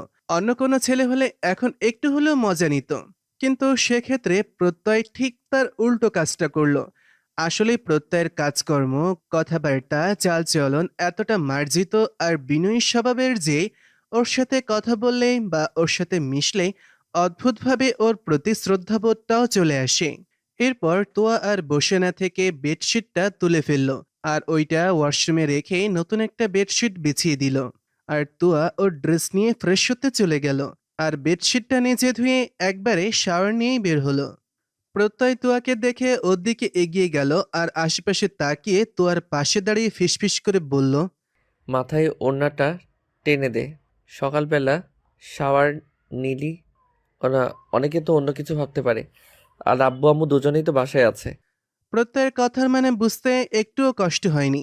এই কথা শুনে তোয়ার সাথে সাথে জিব্বাতে কামড় দিল আর মাথা নিচু করে দাঁড়িয়ে থাকলো। আসলেই তোয়া এমন করে ব্যাপারটা ভাবেনি। প্রত্যয়ের মুখে এখন এসব শুনে তোয়ার এবার সত্যি সত্যি খুব লজ্জা পাচ্ছে। তোয়ার মুখটা দেখে প্রত্যয়ের কেন যেন খুব ভালো লাগছে। গুলুমুলু গাল দুইটা আর নাকটা লাল হয়ে গেছে। ওর মুখের ভাবভঙ্গি দেখেই বোঝা যাচ্ছে সে তার বোকামার জন্য খুবই লজ্জিত। প্রত্যয় আর কথা বাড়ালো না, বরং মুগ্ধ নয়নে তোয়ার দিকে তাকিয়ে থাকলো। প্রত্যয়ের কথা অনুযায়ী তোয়া সত্যি সত্যি ওড়নাটা মাথায় টেনে দিল। তারপর ওইখানে আর দাঁড়িয়ে না থেকে তোয়া দ্রুত পায়ে হেঁটে রান্নাঘরে চলে গেল। প্রত্যয়ের আম্মু পরোটা ভাজতে ভাজতে বলল, কি রে, মুখটা তো শুকনো লাগছে কেন? কিছু হয়েছে? মামুনি তেমন কিছু না, আসলে পিরিয়ড হয়েছে এজন্য। মাথা নিচু করে। আচ্ছা শোন, তুই রুমে যা, রুমে গিয়ে রেস্ট কর। আমি নাস্তা রেডি করে তোকে ডাকবো। মামুনি আমি এখানেই থাকি, আমার কোনো সমস্যা হচ্ছে না। এই শোন, তুই আমার ছেলের বউ বলে তোকে আমাদের বাসায় আমি রাখি না। তুই আগে আমার মেয়ে, তারপর তুই আমার ছেলের বউ। তোর ভালো মন্দ দেখার দায়িত্ব আমাদের। আর শোন, আমি তোর জলাদ শাশুড়ি হতে পারবো না, তবে ভুল করলে মার খাবি, এটা তুই জানিস। আর এখন আমাকে একদম বকাবকি না। আর পিরিয়ড হলে কেমন লাগে আমাকে তোর এসব তোর নতুন করে বোঝাতে হবে না। যা, তুই রুমে যা। মামুনি এত রেগে যাচ্ছ কেন? আমি তোমার হাতে হাতে কাজ করে দিচ্ছি, তাহলে তাড়াতাড়ি হয়ে যাবে। তুয়া প্রত্যয়ের আম্মুকে জড়িয়ে ধরে। এ প্রত্যয় আব্বু, তুই এখান থেকে তোর বউকে নিয়ে যা। তোর বউ আমার একটা কথাও শোনে না। এই হলো একটা হারে বজ্জাতার ফাজিল মেয়ে। আব্বু রে, তাড়াতাড়ি তোর বউকে নিয়ে যা, তা না হলে আমি কিন্তু তোর বউকে সত্যি সত্যি মারবো। প্রত্যয়ের আম্মু একটু জোরেই বলে। প্রত্যয় ড্রয়িং রুমে বসেছিল, দুজনের কথোপকথন শুনেছে। প্রত্যয় ওর আম্মুর কথা শুনে শুধু মুচকি হাসলো, কিন্তু কিছুই বলল না।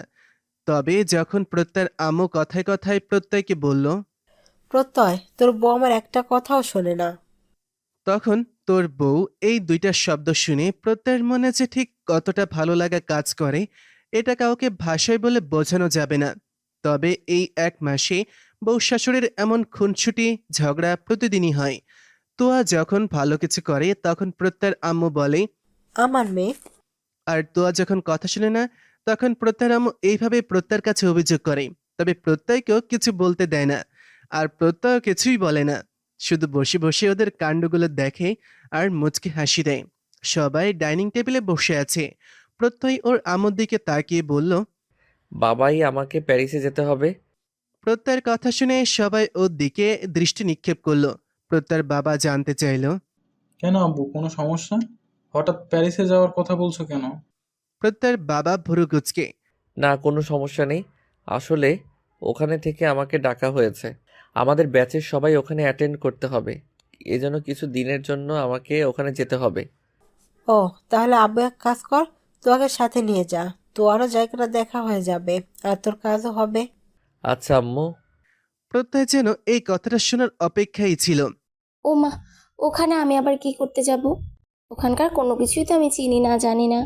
আর তোমাদের একা রেখে আমি যাব না, কোথাও গেলে আমার ঘুম আসে না। ওরে আমার পণ্ডিতে আম্মা জান রে, আপনাকে আমাদের নিয়ে ভাবতে হবে না, আপনি গিয়ে ঘুরে আসুন। আর তোকে আমি এমনি এমনি যেতে বলছি না, তোকে তো পাঠাচ্ছি আমার ছেলের খেয়াল রাখার জন্য।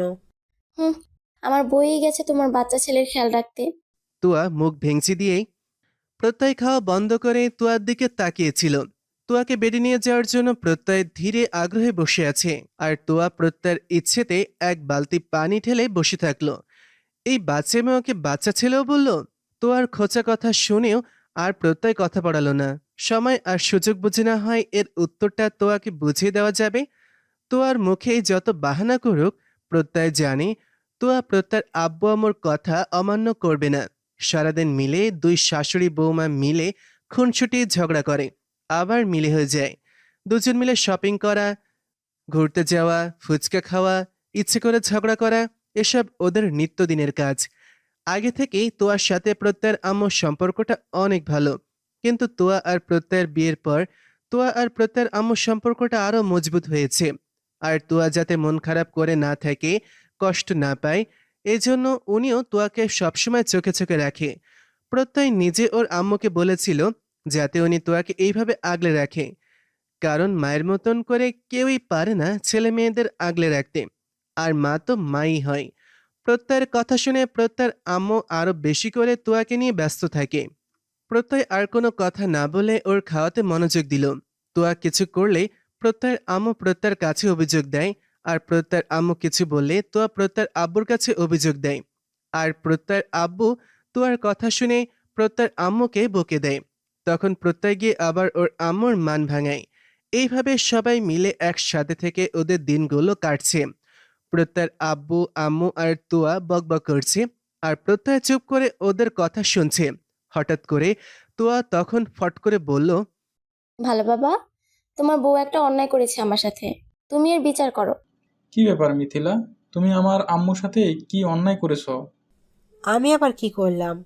কখন করলাম? প্রত্যয়ের আম্মু অবাক হয়ে তাকিয়ে ভালো বাবা, তোমার কিপ্টুস বউ কালকে আমাকে নিয়ে শপিং করতে নিয়ে গিয়েছিল। তো আমি খুব সুন্দর একটা টপস পছন্দ করেছিলাম, কিন্তু তোমার বউ আমাকে কিনে দেয়নি। কত করে বললাম তাও কিনে দিল না। জানো, এই জন্য আমি কত কষ্ট পেয়েছি। এই কষ্টে আমি তো রাতে ঠিকমতো ঘুমাতেও পারিনি। বলো, আমার মতো মিষ্টি মেয়ের সাথে কি এমন অন্যায় করা ঠিক হয়েছে? না না, মোটেও ঠিক হয়নি। এটা তো অনেক বড় অন্যায় করেছে সে। তবে মিথিলা দেয়নি তো কি হয়েছে? আমি তোকে কিনে দিব, কেমন? প্রত্যয়ের আব্বু মাথা নাড়িয়ে আগে পাক্কা প্রমিস করো, পরে তুমিও পাল্টে খেতে পারো। পাক্কা প্রমিস। আচ্ছা ভালো বাবা, শুনো, টপস না কিনে তুমি বরং আমার সুন্দর একটা শাড়ি কিনে দিবা। শ্বশুরের থেকে টপস নেওয়াটা উচিত হবে না। যতই আমি ডিজিটাল যুগের মেয়ে হই না কেন, শ্বশুরের থেকে টপস নেওয়াটা শোভনীয় নয়। আর আমি তো তোমার লক্ষ্মী বৌমা, বলো। কে বলল আমার আম্মুর মাথায় বুদ্ধি নেই? আর তুই একদম ঠিক বলেছিস, তুই হলি আমার ঘরের লক্ষ্মী বৌমা, আমার রাজপুত্রের রাজরানী তুই। প্রত্যয়ের আম্মু এসব কথা শুনে প্রত্যয়ের আব্বুকে হুমকি দিয়ে বলল, শুধু তোয়ার জন্য শাড়ি আনলে, তোমার কপালে দুঃখ আছে। প্রত্যয়ের আম্মুর এমন কথা শুনে তুয়া আর প্রত্যয়ের আব্বু হো হো করে হেসে দিল, আর শাশুড়ি বৌমা মিলে হাই ফাইভ করলো। প্রত্যয়ের আম্মু ওদের হাসি দেখে মুখ ভেঙচি দিল, আর ছোট বাচ্চাদের মতন উনিও ঝগড়া করতে শুরু করলো। তুয়া আর প্রত্যয়ের আব্বুর কথায় কথায় প্রত্যয়ের আম্মুকে রাগিয়ে দিচ্ছে, আর প্রত্যয়ের আম্মু রেগে বম হয়ে যাচ্ছে। আর উনি রেগে গেলে তুয়া আর প্রত্যয়ের আব্বু হেসে গড়াগড়ি খাচ্ছে। প্রত্যয় এতক্ষণ চুপ করে থাকলেও তুয়াদের হাসি দেখে প্রত্যয় আবার হেসে ফেলল। আজকে প্রিয়ামের মডেলিং শো আছে। সকালবেলা ঘুম থেকে উঠে নামাজ পড়ে মর্নিং ওয়াকের জন্য বের হয়ে গেল। রিমন এখন প্রিয়ামের সাথেই থাকে। এত কিছুর পরেও প্রিয়ামকে স্বাভাবিক হতে দেখে রিমনও মাঝে মাঝে খুব অবাক হয়। তবে আগের প্রিয়ম আর এখনের প্রিয়ামের মধ্যে আকাশ পাতাল তফাৎ। আগের প্রিয়ামের মাঝে চঞ্চলতা বিরাজ করত, আর এখনকার প্রিয়ামের মাঝে সব সময় গম্ভীরতার চিহ্ন ফুটে ওঠে। রিমন আর প্রিয়ম দুজনই হাঁটছে। হঠাৎ রিমন প্রিয়মের দিকে তাকিয়ে বলল, নিজেকে আর কত লুকিয়ে রাখবি তুই? রিমনের কথা শুনে প্রিয়ম একবার রিমনের দিকে তাকালো, তারপর আকাশের দিকে তাকিয়ে বলল, রিমন, মাথার উপরের আকাশের সাথে আমাদের জীবনেরও অনেক মিল আছে। এটা কি তুই জানিস? আকাশটা যেমন ক্ষণে ক্ষণে তার রূপ বদলায়, তেমনি আমাদের জীবনটাতেও ঘটে যাওয়া ঘটনাগুলোর মধ্যে দিয়ে আমাদের শিক্ষা দিয়ে যায়। আকাশের মতো আমিও আমার জীবনের রংটাকে একবার বদলাতে চাই। আমি একজনকে খুব ভালোবেসেছিলাম, আর এখনও বাসি। এটাও ঠিক, আমি তাকে আমার জীবনে ধরে রাখতে পারিনি। এর মানে কি এখন আমি দেবদাস হয়ে ছ্যাঁকা খাওয়া গানগুলো শুনব, ড্রিঙ্কস করে মাতলামি করব? আর এগুলো করলে কি আমি তাকে পাবো? আমি যদি এমনটা করি তাহলে তুয়া তো প্রত্যয় ভাইয়ের সাথে ভালো থাকবে না। আমার জন্য কেন শুধু শুধু কষ্ট পাবে বল? আমি কষ্ট পাচ্ছি শুনলে তুয়া আরও বেশি কষ্ট পাবে। আর তুয়াকে ভালো রাখার জন্য আমি নিজেকে বদলাতে চাই। আমি আমার মতো করে খুব খুব ভালো আছি, আর এভাবে আমি ভালো থাকতে চাই। প্রিয়ম কথাটা বলে দ্রুত পায়ে হেঁটে সামনে এগিয়ে গেল, আর রিমন প্রিয়মের যাওয়ার দিকে তাকিয়ে দীর্ঘশ্বাস ছাড়ল। রিমন জানে প্রিয়ম ঠিক কতটা ভালো আছে। প্রিয়ম এখন দিনরাত সবসময় কাজের মাঝে নিজেকে ব্যস্ত রাখে, গানের রেকর্ডিং আর মডেলিংয়ের শোয়ের মাঝে নিজেকে ডুবিয়ে রাখে। আগের প্রিয়ম আর এখনকার প্রিয়মের কোনো মিল নেই। এখন প্রিয়ম নিজেকে একেবারে নতুন করে গড়ে তোলার চেষ্টায় আছে। হেয়ার কাট থেকে শুরু করে ও দাড়ির কাটটাও বদলে ফেলেছে, একজন স্টাইলিস্ট মডেল যেমন হয় তেমন ভাবে। প্রিয়ম এখন সব সময় ওর মুখে নকল হাসি রেখে নিজেকে সবার সামনে সুখী হিসেবে উপস্থাপন করে। এইভাবেই দিনগুলো কেটে যাচ্ছে, আর এই ব্যস্ততার মাঝেই প্রিয়ম ওর ভালো থাকাকে খুঁজে বেড়াচ্ছে। প্রায় 2 সপ্তাহ পর আজকে প্রত্যয় আর তুয়ার প্যারিসে যাওয়ার ফ্লাইট। তুয়া আর প্রত্যয় রেডি হয়ে সবার থেকে বিদায় নিচ্ছে। তিন্নি এসে তুয়ার কানে কানে বলল, হানিমুনে যাচ্ছিস, ভালো কথা, এসে যেন গুড নিউজটা পাই।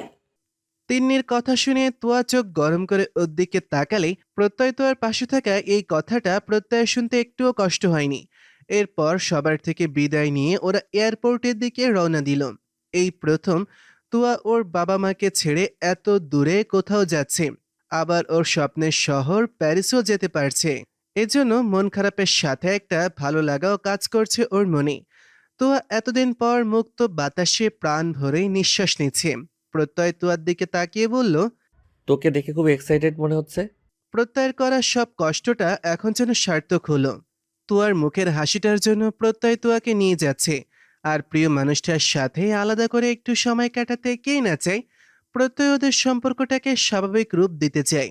আর 5টা হাজবেন্ড ওয়াইফের মতো একে অপরের পরিপূরক হতে চায়। এই 1 মাসে তুয়া নিজেকে সামলে নিলেও ওরা ওদের সম্পর্কটাকে বেশি দূর এগিয়ে নিয়ে যায়নি। কারণ প্রত্যয় এতদিন তুয়ার ওপর কোনো প্রকার জোর দেখায়নি। আর প্রত্যয় সুস্থ অবস্থায় থাকাকালীন কোনোদিন জোর দেখাবেও না। প্রত্যয় জোর করে তোয়ার মনে ওর জায়গা করে নিতে চায় না। কারণ তোয়ার শরীরের ওপর প্রত্যয় জোর খাটানোটা হয়তো সম্ভব, কিন্তু তোয়ার মন আর নিজের বিবেকের কাছে তো আর সেটা সম্ভব নয়। তুয়ার জুসের মধ্যে প্রত্যেকটা ঘুমের মেডিসিন মিশিয়ে দিয়েছে, যাতে তুয়া চাতক পাখির মতন জেগে না থেকে একটু ঘুমায়। আর এত লং জার্নিতে না ঘুমালে শরীর বেশি খারাপ করবে। প্রত্যয় তোয়াকে জোর করে জুসটা খাইয়েছেও। আর তার কিছুক্ষণের মধ্যে তোয়া ঘুমিয়ে পড়েছিল। আর তোয়া পুরোটা সময় কখনো কাঁধে মাথা রেখেছে, আবার কখনো প্রত্যয়ের বুকের বাঁ পাশে মাথা ঠেকিয়ে নিশ্চিন্তে ঘুমিয়েছে। আর প্রত্যয় তোয়াকে ওর এক হাত দিয়ে জড়িয়ে ধরে খুব যত্ন সহকারে সারাটা পথ আগলে রেখেছে। এরপর ওদের লং জার্নির সমাপ্তি ঘটল। রাত তখন 9:30 বাজে। যদিও হাজার আলোর ঝলকানিতে রাতের প্যারিসের সৌন্দর্যটাই একদম অন্যরকম। এত এত লাইটের ঝলকানিতে প্যারিস শহরটা দেখতে আরো বেশি আকর্ষণীয় লাগছে। তো অবাক চোখে রাতের সৌন্দর্যটা উপভোগ করছিল। আর প্রত্যয় দেখছিল তোর আনন্দপ্রবণ মুখশ্রীটাকে। তোয়া কত কি প্রত্যয়কে জিজ্ঞাসা করছে, আর প্রত্যয় মুচকে হেসে তোয়াকে এটা ওটা দেখাচ্ছে আর বলছে। ওরা একেবারে খাবার নিয়ে ফ্ল্যাটে আসলো। প্রত্যয় সেই ফ্ল্যাটে তোয়ারা উঠেছে। প্রত্যয় নিজের ফ্ল্যাট এটা। আর এখানে ওর আসা যাওয়া লেগেই থাকতো। এজন্য প্রত্যয় ওর ফ্ল্যাটটা বিক্রি করেনি। এই প্রথম তোয়া এত জার্নি করে এসেছে, তাই তোয়া খুব ক্লান্ত বোধ করছে। তোয়া এসে ধপ করে বেডের ওপর শুয়ে পড়ল। প্রত্যয় পকেট থেকে ফোনটা বের করে তোয়াকে ফ্রেশ হয়ে নিতে বলল। তোয়া যাচ্ছে না, বরং হু হু করেই যাচ্ছে। প্রত্যয় তোয়ার হাতটা ধরে টেনে ওয়াশরুমে ঢুকিয়ে দিল। তারপর প্রত্যয় পাশের রুমে গিয়ে নিজে ফ্রেশ হয়ে নিল। তোয়া শাওয়ার নিয়ে এসে বেডের ওপর আড়াআড়িভাবে শুয়ে আছে, আর ভেজা চুলগুলো ফ্লোরে ছুঁয়েছে। প্রত্যয় রুমে এসে দেখলো তোয়া চোখ বন্ধ করে শুয়ে আছে। প্রত্যয় খাবার এনে তোয়ার মুখে ঢুকিয়ে দিল, আর তোয়া ঘুম ঘুম চোখে প্রত্যয়ের হাতেই খেয়ে নিল। এটা নতুন কিছু না। তোয়াকে মাঝে মাঝে রাতের বেলায় এইভাবেই কষ্ট করে খাওয়াতে হয়। প্রত্যয় তোয়াকে খাইয়ে দিয়ে নিজেও খেয়ে নিল। এরপর বারান্দার গ্লাস সরিয়ে পকেটে হাত ঢুকিয়ে দাঁড়ালো। তোয়া ঘুমিয়ে আছে। সারাদিনের জার্নি, ক্লান্তি আর মেডিসিনের প্রভাবে তোয়ার চোখে ঘুম দেবী এসে আবার ভর করেছে। আর প্রত্যয় ও চেনা চেনা শহরের রাতটাকে উপভোগ করছে। একটু পর প্রত্যয় তোয়ার পাশে গিয়ে তোয়ার শরীর ঘেঁষে শুয়ে পড়ল। তোয়া ঘুমের ঘোরে প্রত্যয়ের বুকে মাথা রাখল, আর এক হাত দিয়ে প্রত্যয়ের গলা জড়িয়ে ধরল। তখন প্রত্যয়ের মুখে প্রশান্তের হাসি দেখা দিল। প্রত্যয় খুব সতর্কতার সাথে তোয়ার কপালে একটা আদর দিয়ে দিল। গভীর রাতে ঘুমের ঘোরে তোয়া যখন প্রত্যয়ের বুকে মাথা রাখে, তখন প্রত্যয়ের মনে যে ঠিক কতটা ভালো লাগা কাজ করে, সেটা কাউকে ভাষায় প্রকাশ করে বোঝানো যাবে না। খুব সকালে তোয়া প্রত্যয়ের বাহুডোরে নিজেকে আবিষ্কার করলো। মাঝে মাঝেই তোয়া নিজেকে প্রত্যয়ের বাহুডোরে নিজেকে আবিষ্কার করে। এজন্য অবাক হলো না। তোয়া প্রত্যয়ের হাতটা খুব সাবধানে সরিয়ে নিল, আর ধীর পায়ে আশেপাশে তাকিয়ে বারান্দায় গিয়ে দাঁড়ালো। বারান্দায় দাঁড়িয়ে দুই দিকে হাত মেলে ধরল, আর প্রাণ ভরে নিঃশ্বাস নিল। এরপর পুরো বাসাটা তোয়া একা একা ঘুরে ঘুরে পর্যবেক্ষণ করলো। ড্রয়িং রুমে থাকা বড় করে বাঁধা ছবির সামনে গিয়ে তোয়া দাঁড়ালো। ছবিটাতে প্রত্যয় সাদা অ্যাপ্রন পরে হাতে স্টেথোস্কোপ নিয়ে হাসি হাসি মুখ করে দাঁড়িয়ে আছে। প্রতিটা ছবিতে প্রত্যয়ের এক একটা লোক চোখ ধাঁধানোর মতন সুন্দর। ছবিগুলো দেখে তোয়া মুখ ভেঙচি দিয়ে পেছনে ঘুরতেই প্রত্যয়ের সাথে ধাক্কা খেলো। প্রত্যয় দুষ্টু এসে বলল, ছবির মানুষটা তো এখানেই তোর সামনে উপস্থিত আছে, তাহলে আমাকে এভাবে খুঁটিয়ে খুঁটিয়ে ছবিতে দেখার কি আছে? আর একটা ছেলেকে এভাবে স্ক্যান করে দেখাটা কিন্তু মোটেও ঠিক না। প্রত্যয়ের মুখে দুষ্টু হাসির রেখা স্পষ্ট। তোয়া মুখ ভেঙচি দিয়ে চলে গেল, আর প্রত্যয় নিচের ঠোঁট কামড়ে হাসলো। এরপর ওরা দুজনেই ফ্রেশ হয়ে বের হয়ে গেল প্যারিস শহরটা ঘুরে বেড়ানোর উদ্দেশ্যে। প্রত্যয় তোয়াকে সেন নদীর পাড়ে নিয়ে গেল। এখানে কোটি কোটি তালা ঝুলানো। তোয়া অবাক হয়ে সবটা ঘুরে ঘুরে দেখছে। তোয়া আর প্রত্যয় পাশাপাশি হাঁটছে। হঠাৎ প্রত্যয় তোয়ার দিকে তাকিয়ে বলল, জানিস তোয়া, আমি এখানে অনেকবার এসেছি, একটু ফ্রি হলেই আমি এখানে চলে আসতাম। কেন জানি এখানে আসলে আমার মনে খুব শান্তি বিরাজ করতো। প্রতিবার এখানে এসে নতুন নতুন তালা কিনতাম। তারপর তোর আর আমার নাম লিখে তালাটা ঝুলিয়ে চাবিটাই নদীতে ফেলে দিতাম। ঠিক কয়টা চাবি ফেলেছি তা বলার বাহিরে। যখন প্যারিসে এসে এই নদীতে চাবি ফেলার কথা শুনেছিলাম, তখন থেকে ভেবেছিলাম যতদিন এখানে আছি চাবি ফেলতেই থাকবো। তখন আমি ক্লাস 10-এ পড়তাম। আমি হোস্টেলে থাকতাম আর সেখানে খুব কড়াকড়ি নিয়ম ছিল, একদমই বের হতে দিত না। একদিন হোস্টেল থেকে চুপি চুপি এখানে এসেছিলাম শুধু এই নদীতে চাবি ফেলতে। তখনকার এমন চিন্তাভাবনাগুলো আমার কিশোর বয়সের অবুঝ মনের অবুঝ আচরণও বলতে পারিস। তখন এই কাজটা করে আমি কেন জানি খুব মজা পেতাম। ডাক্তারি পড়াশোনা শেষ করে বাংলাদেশে ফেরার আগেও এই চাবি ফেলার কাজটা আরও একবার করেছিলাম। প্রত্যয় মুচকি হেসেই তোয়া চুপ করে প্রত্যয়ের কথাগুলো শুনছে। প্রত্যয় যে এত কথা বলতে পারে তোয়ার জানা ছিল না, কারণ প্রত্যয় ঠান্ডা মেজাজের স্বল্পভাষীদের মধ্যে একজন। কিন্তু এই 1 মাসে তোয়া আজ এটা বুঝতে পেরেছে যে প্রত্যয় তোয়ার সাথে সব কথা শেয়ার করতে চায়। ওর সব ভালো লাগা মন্দ লাগা তোয়ার সাথে ভাগাভাগি করতে চায়। প্রত্যয় সব সময় তোয়াকে একটু বেশি প্রাধান্য দেয়। তোয়া প্রত্যয়ের প্রথম ভালোবাসা, আর তোয়াই এখন প্রত্যয়ের অর্ধাঙ্গিনী। প্রত্যয়ের বুকের বা পাশে যে শুধু তোয়ারই বসবাস।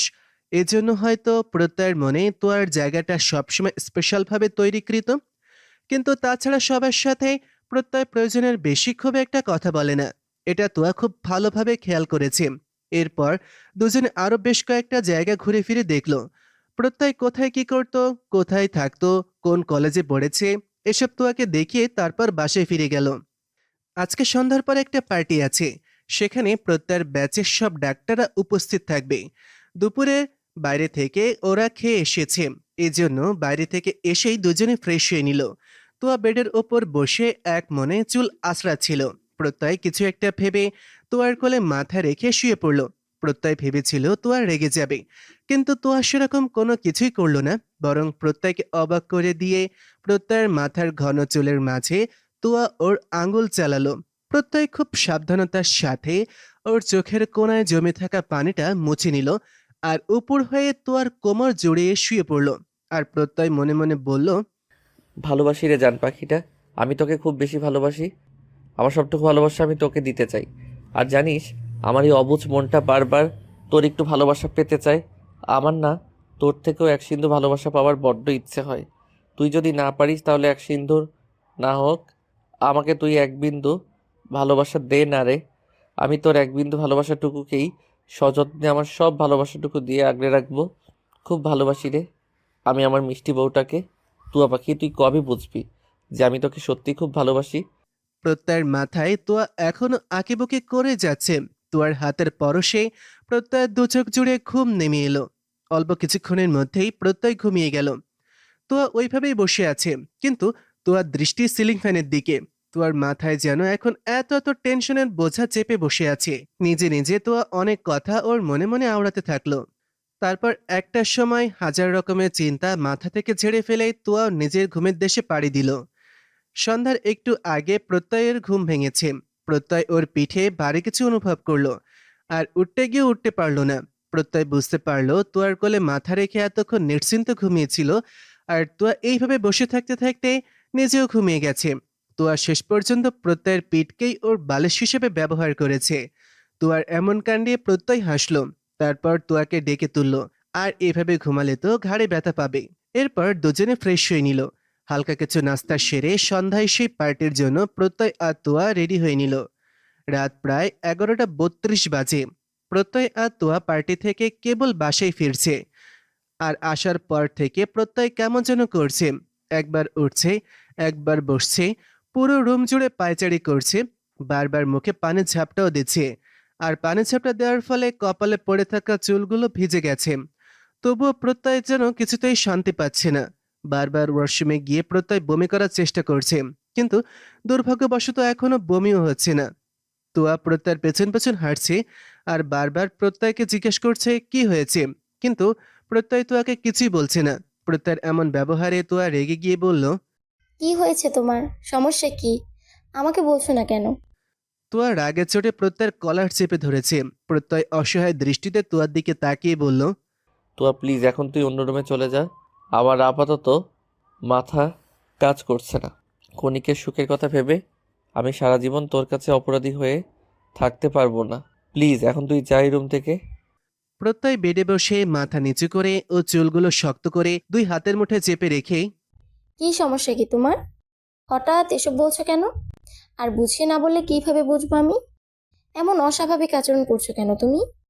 আমার কথা বুঝতে পারছিস না তুই? কেন বুঝতে পারছিস না? এখন আমার শরীর আর মস্তিষ্ক বলছে তোকে নিজের করে নিতে। পুরোপুরি নিজের করে পাওয়ার কথায় আমি এখন তোকে বলতে চাচ্ছি, দুটো শরীরের মিলনে এক আত্মায় পরিণত হওয়ার কথায় আমি তোকে বলেছি। আজকে আমার নিষিদ্ধ সব অনুভূতিগুলো আমার মস্তিষ্ক সহ আমার পুরো শরীর জুড়ে বিবরণ করে বেড়াচ্ছ তুমি। তোকে খুব কাছে পেতে চাইছি আমি।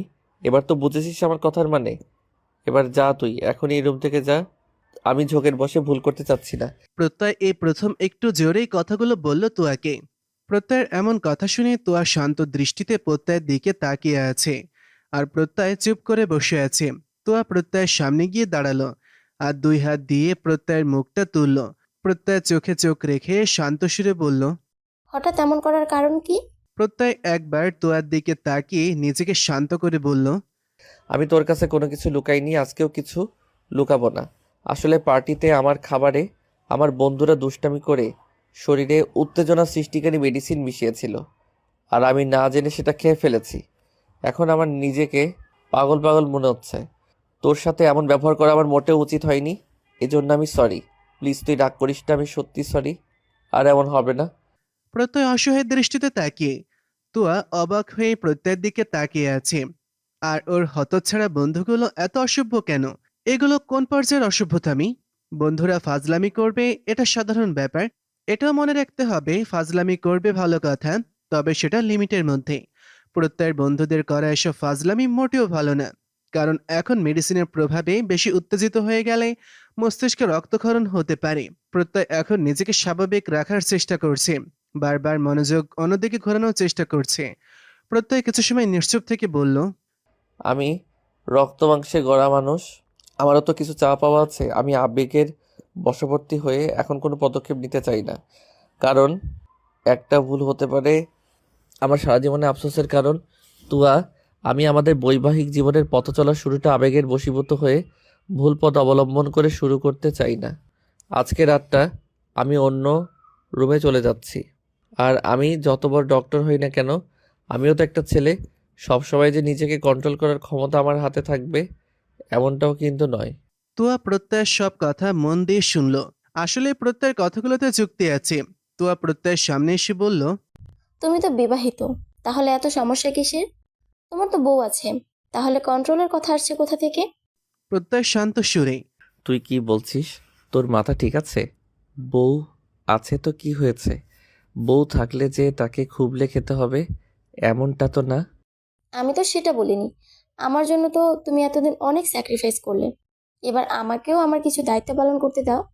কেন কেন শুধু আমাকে পাপী বানাচ্ছ? তুয়া মাথা নিচু করে। প্রত্যয় ভুরু কুচকে, মানে? ওই হাদিসটা পড়নি? কোনো হাজবেন্ড যদি তার বউকে কাছে ডাকে আর সেই বউ যদি স্বামীর ডাকে সাড়া না দেয়, তাহলে রহমতের ফেরেশতাগুলো সেই বউয়ের প্রতি লানত অর্থাৎ অভিশাপ দিতে থাকে। তাহলে আমিও তো ওই পথের পথিকই হলাম।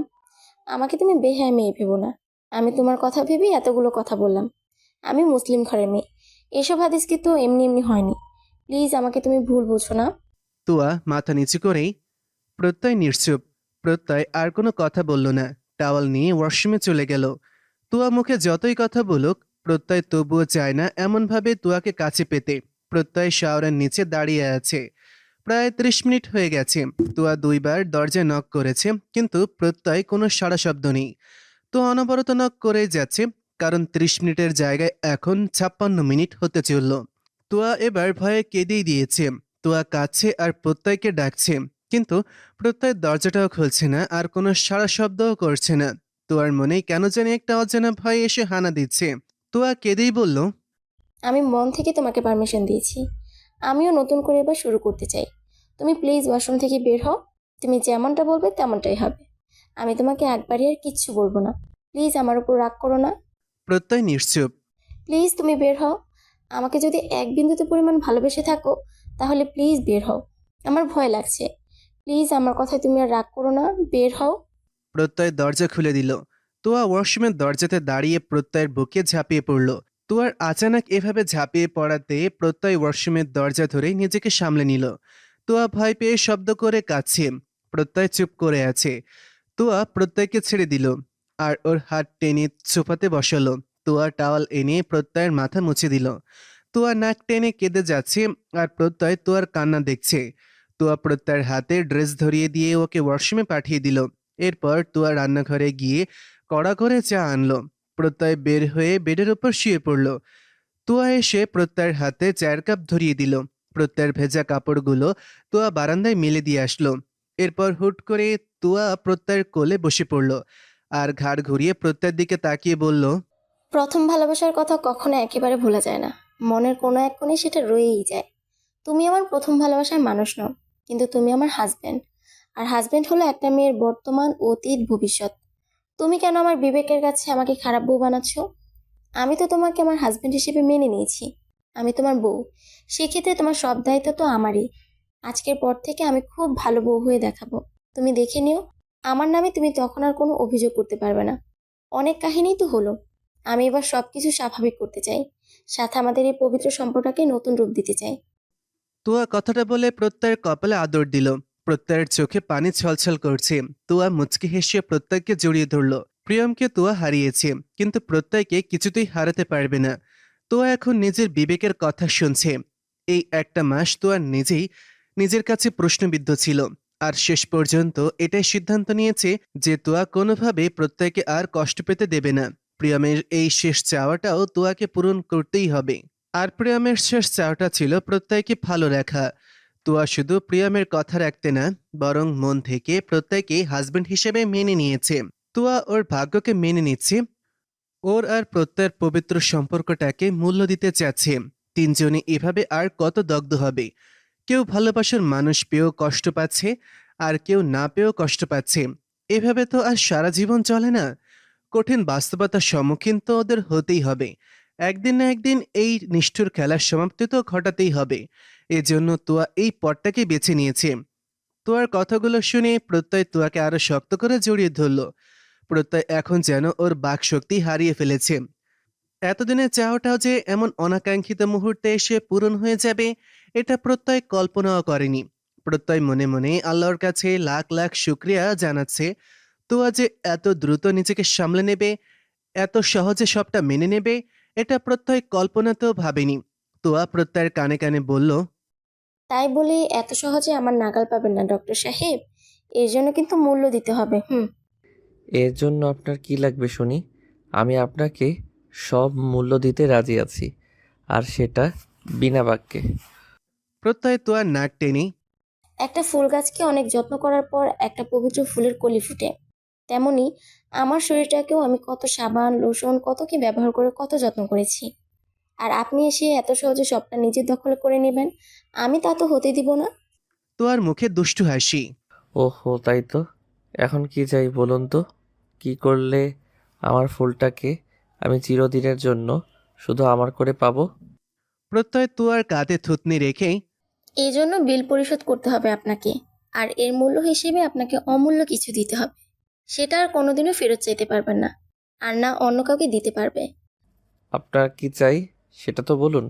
আপনার সবটুকু ভালোবাসা আমার চাই। আপনার প্রতি শুধু আমার অধিকার থাকবে।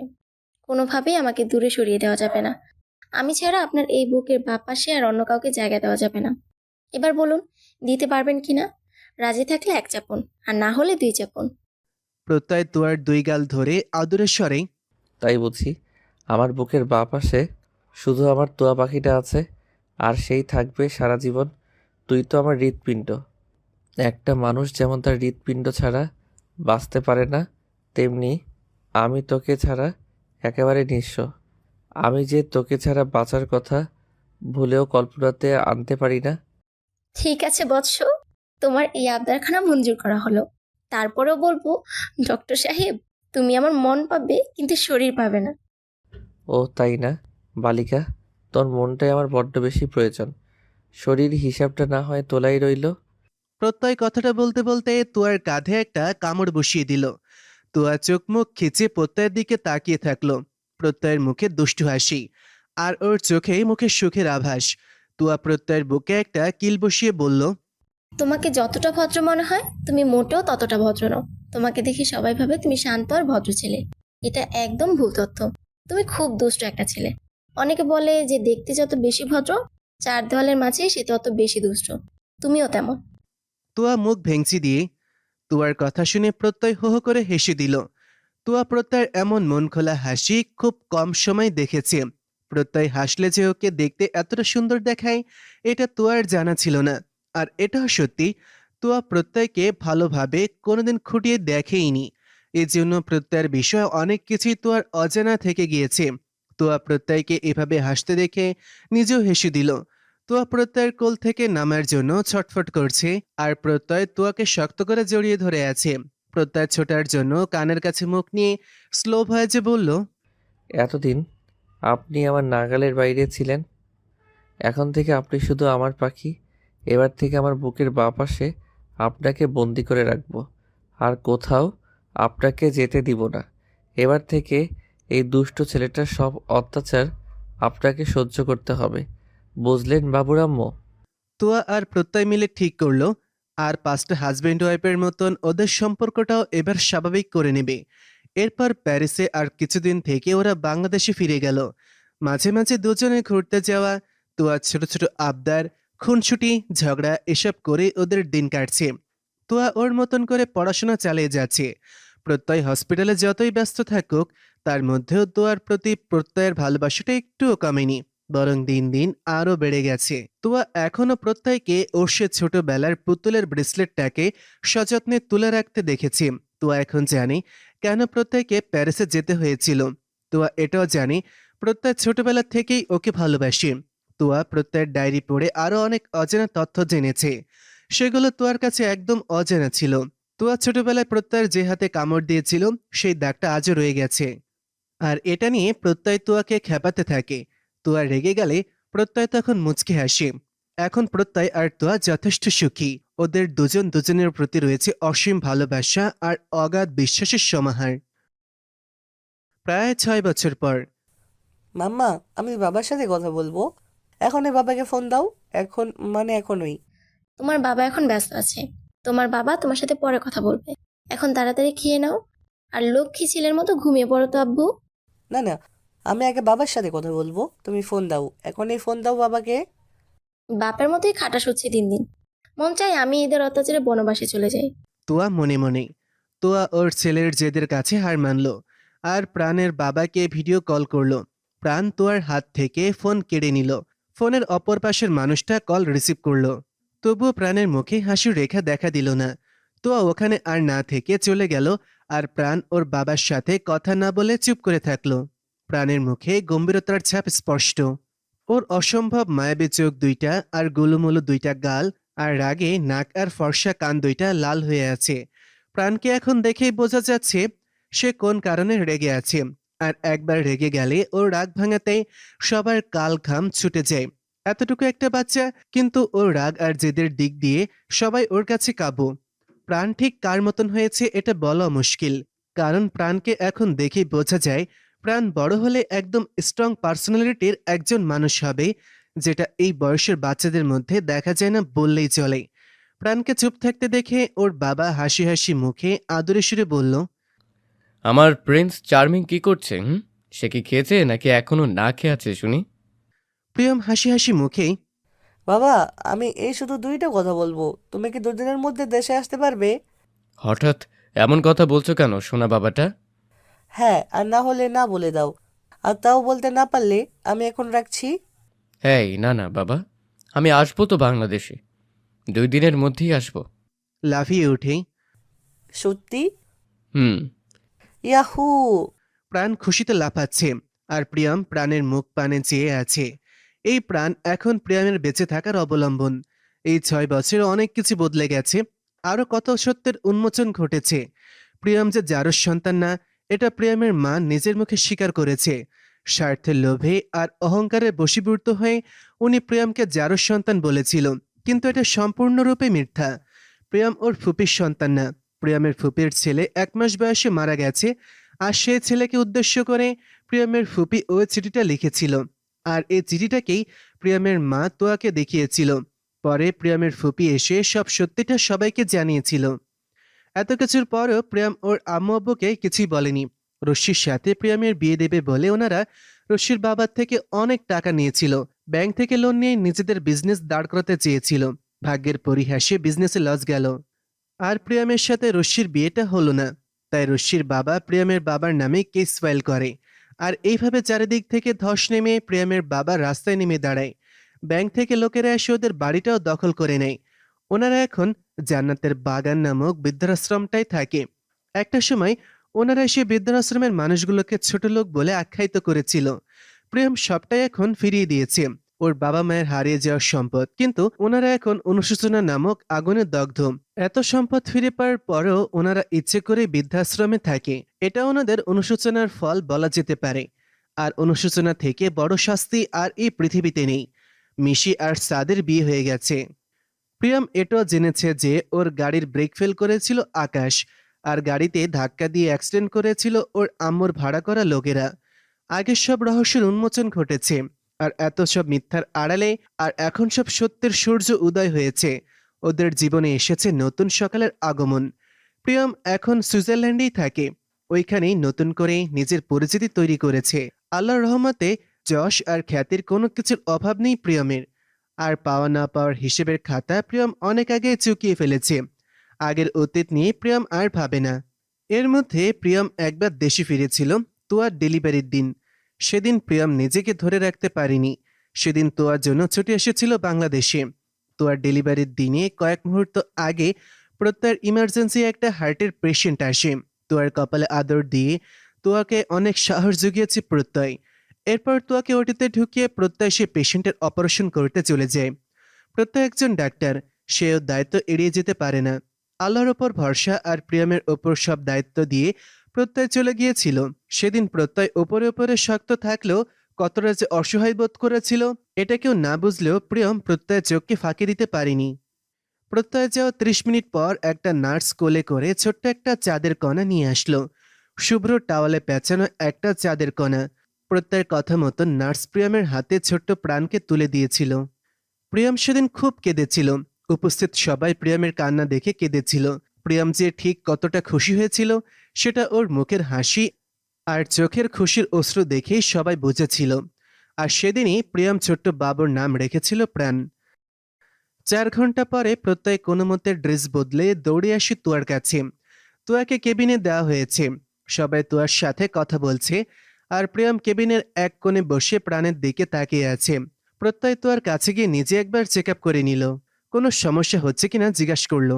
এরপর বাবুর কাছে গেল। প্রিয়মের কোল থেকে প্রত্যয় যখন বাবুকে নিল, প্রিয়মের কেন যেন খুব কষ্ট হচ্ছিল।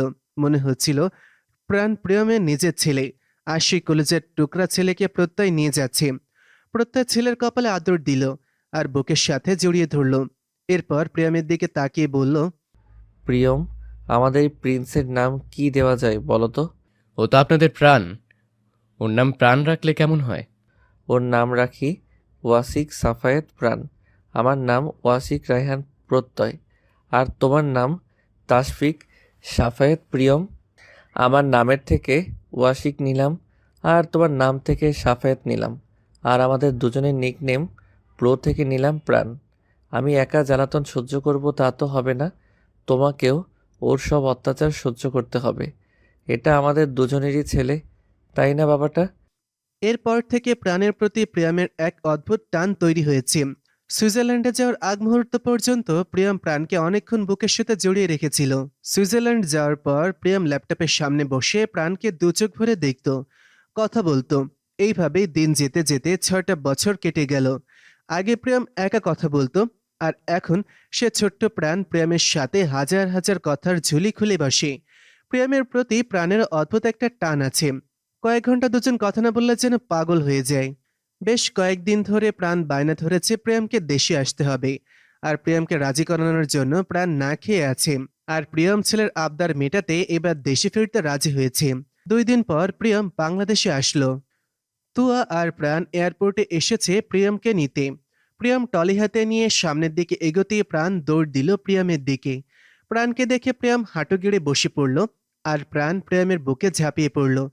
প্রিয়মের মরুভূমিতে পরিণত হওয়া বুকের হাহাকারটা যেন নিমিষেই মিটে গেল। প্রিয়ম প্রাণের কপালে আদর দিয়ে বলল, আমার বাবাটা কেমন আছে? আমি এখন অনেক ভালো আছি। চলো চলো, আগে বাসায় চলো, তোমার সাথে আমার কথা আছে অনেক, তুমি কি জানো? প্রিয়মের হাত টেনে ধরেই ওকে সোনা বাবাটা, চলো। প্রিয়ম প্রাণকে কোলে তুলে নিল আর এক হাতে টলি নিয়ে সামনের দিকে এগিয়ে গেল। তো এতক্ষণ দাঁড়িয়ে ওদের কাণ্ড দেখছিল। প্রিয়ম তুয়ার দিকে তাকিয়ে বলল, কেমন আছিস? তুয়া বলল, ভালো আছি। এরপর ওরা গাড়িতে গিয়ে বসলো। প্রিয়ম ঘাড় ঘুরিয়ে তুয়াকে বলল, ভাই কি হসপিটালে? তুয়া পেছনের সিটে আর প্রিয়ম ড্রাইভারের পাশে, আর প্রাণ প্রিয়মের কোলের ওপর। তুয়া প্রিয়মের কথা শুনে বলল, হ্যাঁ। প্রিয়ম আর কিছুই বলল না, তাই তুয়াও আর কোনো কথা বাড়ালো না। প্রাণ তো প্রিয়মকে পেয়ে খুশিতে আটখানা। এরপর বাসায় ফিরে ওরা ফ্রেশ হয়ে নিল। প্রিয়মের সাথে প্রাণও আছে ওর রুমে। একটু পরে কলিং বেল বেজে উঠল। তুয়া গিয়ে দরজা খুলে দিল আর মুখ ভেঙচি দিল। প্রত্যয় মুচকে হেসে জুতা খুলে রাখলো। তুয়া প্রত্যয়ের গলা জড়িয়ে ধরে প্রত্যয়ের পায়ের ওপর পা রেখে উঠে দাঁড়ালো। প্রত্যয় আশেপাশে তাকালো, তারপর তুয়ার কোমর ধরে ওইভাবে তুয়াকে নিয়ে গুটি গুটি পায়ে হেঁটেই রুমের দিকে নিয়ে গেল। রুমে এসে তুয়া নেমে গেল। প্রত্যয় তুয়াকে ধরে বলল, আমার পারিশ্রমিক কে দিবে শুনি? তুয়া মুচকি হেসে প্রত্যয়ের কপালে একটা আদর দিয়ে দিল। প্রত্যয় প্রিয়মের সাথে দেখা করলো। প্রত্যয়কে দেখে প্রাণ প্রত্যয়কেও একটা আদর দিল। প্রিয়মকে আবার আদর দিতে ভুল করেনি প্রাণ। এরপর সবাই একসাথে খেতে বসলো। প্রাণ প্রিয়মের হাতে একবার খাচ্ছে আর একবার প্রত্যয়ের হাতে খাচ্ছে। প্রাণ প্রিয়মকে বাবা ডাকে আর প্রত্যয়কে বাবাই ডাকে। প্রত্যয় খেতে খেতে প্রিয়মকে জিজ্ঞেস করলো, প্রিয়ম দেশে আসতে চাও না কেন? প্রিয়ম বলল সে এখন নাকি প্রাণকে রেখে যেতে ওর কষ্ট হয়, তাই প্রিয়ম দেশে ফেরে না। এই কথা শুনে প্রত্যয় বলল, মন চাইলে তোমার সাথে প্রাণকে নিয়েও যেতেও পারো। তুমিও ওর বাবা, ওর প্রতি তোমারও অধিকার আছে। আমি আগেই বলেছি, প্রাণ তোমারও ছেলে। বাবাই, আমি তাহলে এবার বাবার সাথে যাব? তুমি যেতে চাইলে অবশ্যই যাবে বাবা। প্রিয়ম কিছুই বলল না। তবে প্রত্যয়ের কথা শুনে প্রত্যয়ের মা বাবা নারাজ হলো। তোয়াও কিছু বলল না, কারণ তোয়া জানে প্রত্যয় কোনো কিছু না ভেবে কিছু করবে না। সবাই খাওয়া দাওয়া শেষ করে যে যার রুমে চলে গেল আর প্রত্যয় গেল ওর বাবা মায়ের রুমে। প্রত্যয় ওর বাবাকে বলল, বাবা তোমার মনে আছে প্রথমবার আমি প্যারিসে যাওয়ার সময় বলেছিলাম ফিরে এসে আমি যা চাইবো আমাকে তাই দিতে হবে? আজকে আমি সেই চাওয়াটাই তোমার চাইতে এসেছি। তোমার কি চাই আব্বু, আমাকে বলো। আমি প্রাণকে প্রিয়মের কাছে একেবারে দিয়ে দিতে চাই। প্লিজ তুমি দ্বিমত করো না। আব্বু, এটা তো টাকায় কেনা জিনিস না। প্রাণ হলো তোমার সন্তান, তোমার রক্ত। আমরা যাকে ভালোবাসি তাকে আমাদের বুকের বাঁ পাশে জায়গা দেই। মন প্রাণ উজাড় করে ভালোবাসি। তাকে এতটাই ভালোবাসি যে তাকেই বেঁচে থাকার অবলম্বন করতে চাই। বাবা, একটা সময় প্রিয়ম চাইলেও কিন্তু তোয়াকে ওর কাছে নিয়ে যেতে পারত। আজকে প্রিয়মের জায়গায় আমিও থাকতে পারতাম। প্রিয়মের বাঁচার একমাত্র অবলম্বন ছিল তুয়া, কিন্তু প্রিয়ম তুয়া আর আমার ভালোর জন্য নিজে আমাদের মাঝে থেকে সরে গিয়েছে। বাবা, আমি মহৎ হওয়ার জন্য এসব বলছি না। আমি প্রিয়মকে বাঁচার একটা অবলম্বন দিতে চাচ্ছি। আমি আর তুয়া চাইলে আবার বেবি নিতে পারবো, কিন্তু প্রিয়ম বিয়ে নামক সম্পর্কে আবদ্ধ হতে রাজি না। ওকে আমি রাজি করাতে পারিনি। ওকে আমি অনেক বুঝিয়েছি। বাবা, প্রিয়ম আমার কেউ না, আবারও আমার অনেক আপন কেউ। প্রাণ যদি থাকতে না চায় ওখানে? প্রাণ প্রিয়মকে ছাড়া কিছু বোঝে না। আমি জানি প্রাণ পারবে থাকতে, কারণ আমি প্রাণকে প্রিয়মের প্রতি একটা টান অনুভব করতে দেখছি। আর আর প্রিয়ম প্রাণকে খুব ভালোবাসে, একদম নিজের ছেলের মতো। বাবা, আমি তোমার থেকেই তো শিখেছি সব সময় হাত চিত না করে উপরও করতে হয়, সব সময় পাওয়ার আশা না করে কিছু দেওয়াও শিখতে হয়। প্রত্যয়ের বাবা মাকে বোঝালো। প্রতিবারের মতন এবারও ওনারা প্রত্যয়ের যুক্তির কাছে হেরে গেল। আর প্রত্যয় সবার সামনে এটাই বলল, প্রাণ প্রিয়মের সাথে সুইজারল্যান্ড যাচ্ছে। এই কথাটা শুনে প্রাণ তো খুব খুশি। তুয়া কেঁদেছিল, একমাত্র ছেলে বলে কথা। কিন্তু প্রত্যয় তুয়াকে অনেক যুক্তি দেখিয়েছে। তুয়া 2 মাসের প্রেগনেন্ট। প্রত্যয় প্রিয়মকেও ওর মতন বুঝিয়েছে, তাই প্রিয়ম না করতে পারেনি। প্রিয়ম মনে মনে খুব খুশি, কারণ এবার প্রিয়মও সত্যি প্রাণকে চায়। 2 সপ্তাহ পর বাংলাদেশ থেকে প্রাণ আর প্রিয়ম সুইজারল্যান্ড চলে যাচ্ছে। এয়ারপোর্টে সবাই দাঁড়িয়ে আছে। তুয়া প্রাণকে বুকের সাথে জড়িয়ে ধরল। প্রত্যয় প্রাণকে আদর দিল। তারপর প্রত্যয় প্রিয়মকে জড়িয়ে ধরে মনে মনে বলল, কলিজায় জায়গা দেওয়া প্রিয় মানুষটাকে অন্য কাউকে দিলে যে বুকের ভেতর কতটা রক্তক্ষরণ হয় আমি আজ বুঝতে পারছি। তুয়াকে আমার কাছে রেখে যাওয়ার সময় তোমারও সেদিন এমনটাই হয়েছিল।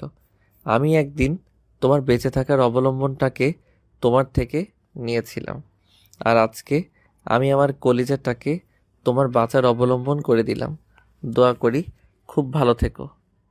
এরপর প্রিয়ম প্রাণকে কোলে নিয়ে ভেতরে চলে গেল। আর প্রাণ প্রত্যয় আর তুয়াকে হাত নাড়িয়ে টাটা দিচ্ছে আর হাসছে, অর্থাৎ আমি চলে যাচ্ছি, তোমরা আমাকে আর বকা দিতে পারবে না। প্রিয়মের মুখে বিশ্বজয় করার হাসি। প্রিয়ম এবার ভালো থাকবে তার প্রাণকে নিয়ে। এবার প্রিয়মও পেল নতুন করে বাঁচার অবলম্বন। বাবা আর ছেলে মিলে নতুন করে ভালো থাকার শক্তি উদয় করবে। তুয়া ছলছল চোখে প্রাণের দিকে চেয়ে আছে। প্রত্যয় ওর চোখের পানিটা সতর্কতার সাথে মুছে দিল আর তুয়াকে নিয়ে এয়ারপোর্ট থেকে চলে এলো। ওরা বাসায় ফিরে এলো। তুয়া ওয়াশরুম থেকে বের হলো আর দেখলো প্রত্যয় চোখের ওপর হাত রেখে শুয়ে আছে। তুয়া জানে প্রত্যয় কাছে। প্রত্যয়ের যে কলেজা ছিল প্রাণ, কতটা কষ্ট বুকে নিয়ে প্রত্যয় এমন পদক্ষেপ নিয়েছে এটা শুধু প্রত্যয়ই জানে। তুয়া ওইখানে দাঁড়িয়ে ধরা গলায় বলল, প্রাণ তো চলে গেল, আমি তো আছি, তাই না? আমাকে কি একটু ভালোবাসা যায় না? আমাকে কি একটা নিরাপদ আশ্রয় দেওয়া যাবে? আমাদের কি আগের মতো আগলে রাখা যায় না? সব কষ্ট ভুলে আমার জন্য কি ভালো থাকা যায় না? যেখানে কোনো রহস্য নেই, মিথ্যে নেই, চাওয়া পাওয়ার হিসেব নেই, আমাকে কি এমন একটা জায়গায় স্থান দেওয়া যায় না? তুয়ার কথা শুনে প্রত্যয় উঠে বসলো। তুয়ার দিকে তাকালো কিন্তু কিছু বলল না। তবে প্রত্যয় ওর ডান হাতটা বুকের বাঁ পাশে রাখলো। তুয়া ওর উত্তর পেয়ে গেছে। এজন্য তুয়া দৌড়ে এসে প্রত্যয়ের বুকের ওপর ঝাঁপিয়ে পড়ল। আর প্রত্যয় তুয়ার মাথাটা ওর বুকের বাঁ পাশে রাখলো। এই একটা জায়গা যেখানে শুরুতেই তুয়ার বসবাস আর শেষটাতেও। তুয়া খুব কাছে প্রত্যয়ের শার্ট খামচে ধরে। যত যাই হয়ে যাক প্রত্যয়ের বুকে তুয়া আছে, আর তুয়াই থাকবে। তুয়ার দুচোখ থেকে ঝরে যাচ্ছে সুখের অশ্রু। ওর ভাগ্যে যে এত সুখ ছিল তুয়ার জানা ছিল না। প্রত্যয় মৃদু সুরে বলল, ভালোবাসি। এটা শুনে তুয়ার মুখে হাসি ফুটল। আজকে তুয়ারও চিৎকার করে বলতে ইচ্ছা করছে, হ্যাঁ, আমি একদিন আমার ভালোবাসার মানুষটাকে হারিয়েছি, কিন্তু আজ আল্লাহ আমাকে সব দিয়ে আবার পরিপূর্ণ করে দিয়েছে। প্রত্যয় ওর ভালোবাসা দিয়ে প্রমাণ করে দিয়েছে ওর বুকের বাঁ পাশে আমিই আছি। হ্যাঁ, আমি আছি প্রত্যয়ের বুকের বাঁ পাশে, আর আমিই থাকবো। এটা শুধু আমার স্থান, আর কারো না। আমি কাউকে দিতেও দিব না। আমি আজ গর্ব করে বলবো, আমি খুব ভাগ্যবতী। আমি পেরেছি প্রত্যেককে ভালো রাখতে। আমি এক বিন্দু না, আমি প্রত্যেককে এক সিন্ধু ভালোবাসা দিতে পেরেছি। আমার আর কোনো চাওয়াও নেই, পাওয়াও নেই। আমি সুখী, খুব খুব সুখী, কারণ আমার স্থান শুধু প্রত্যয়ের বুকে। সমাপ্ত।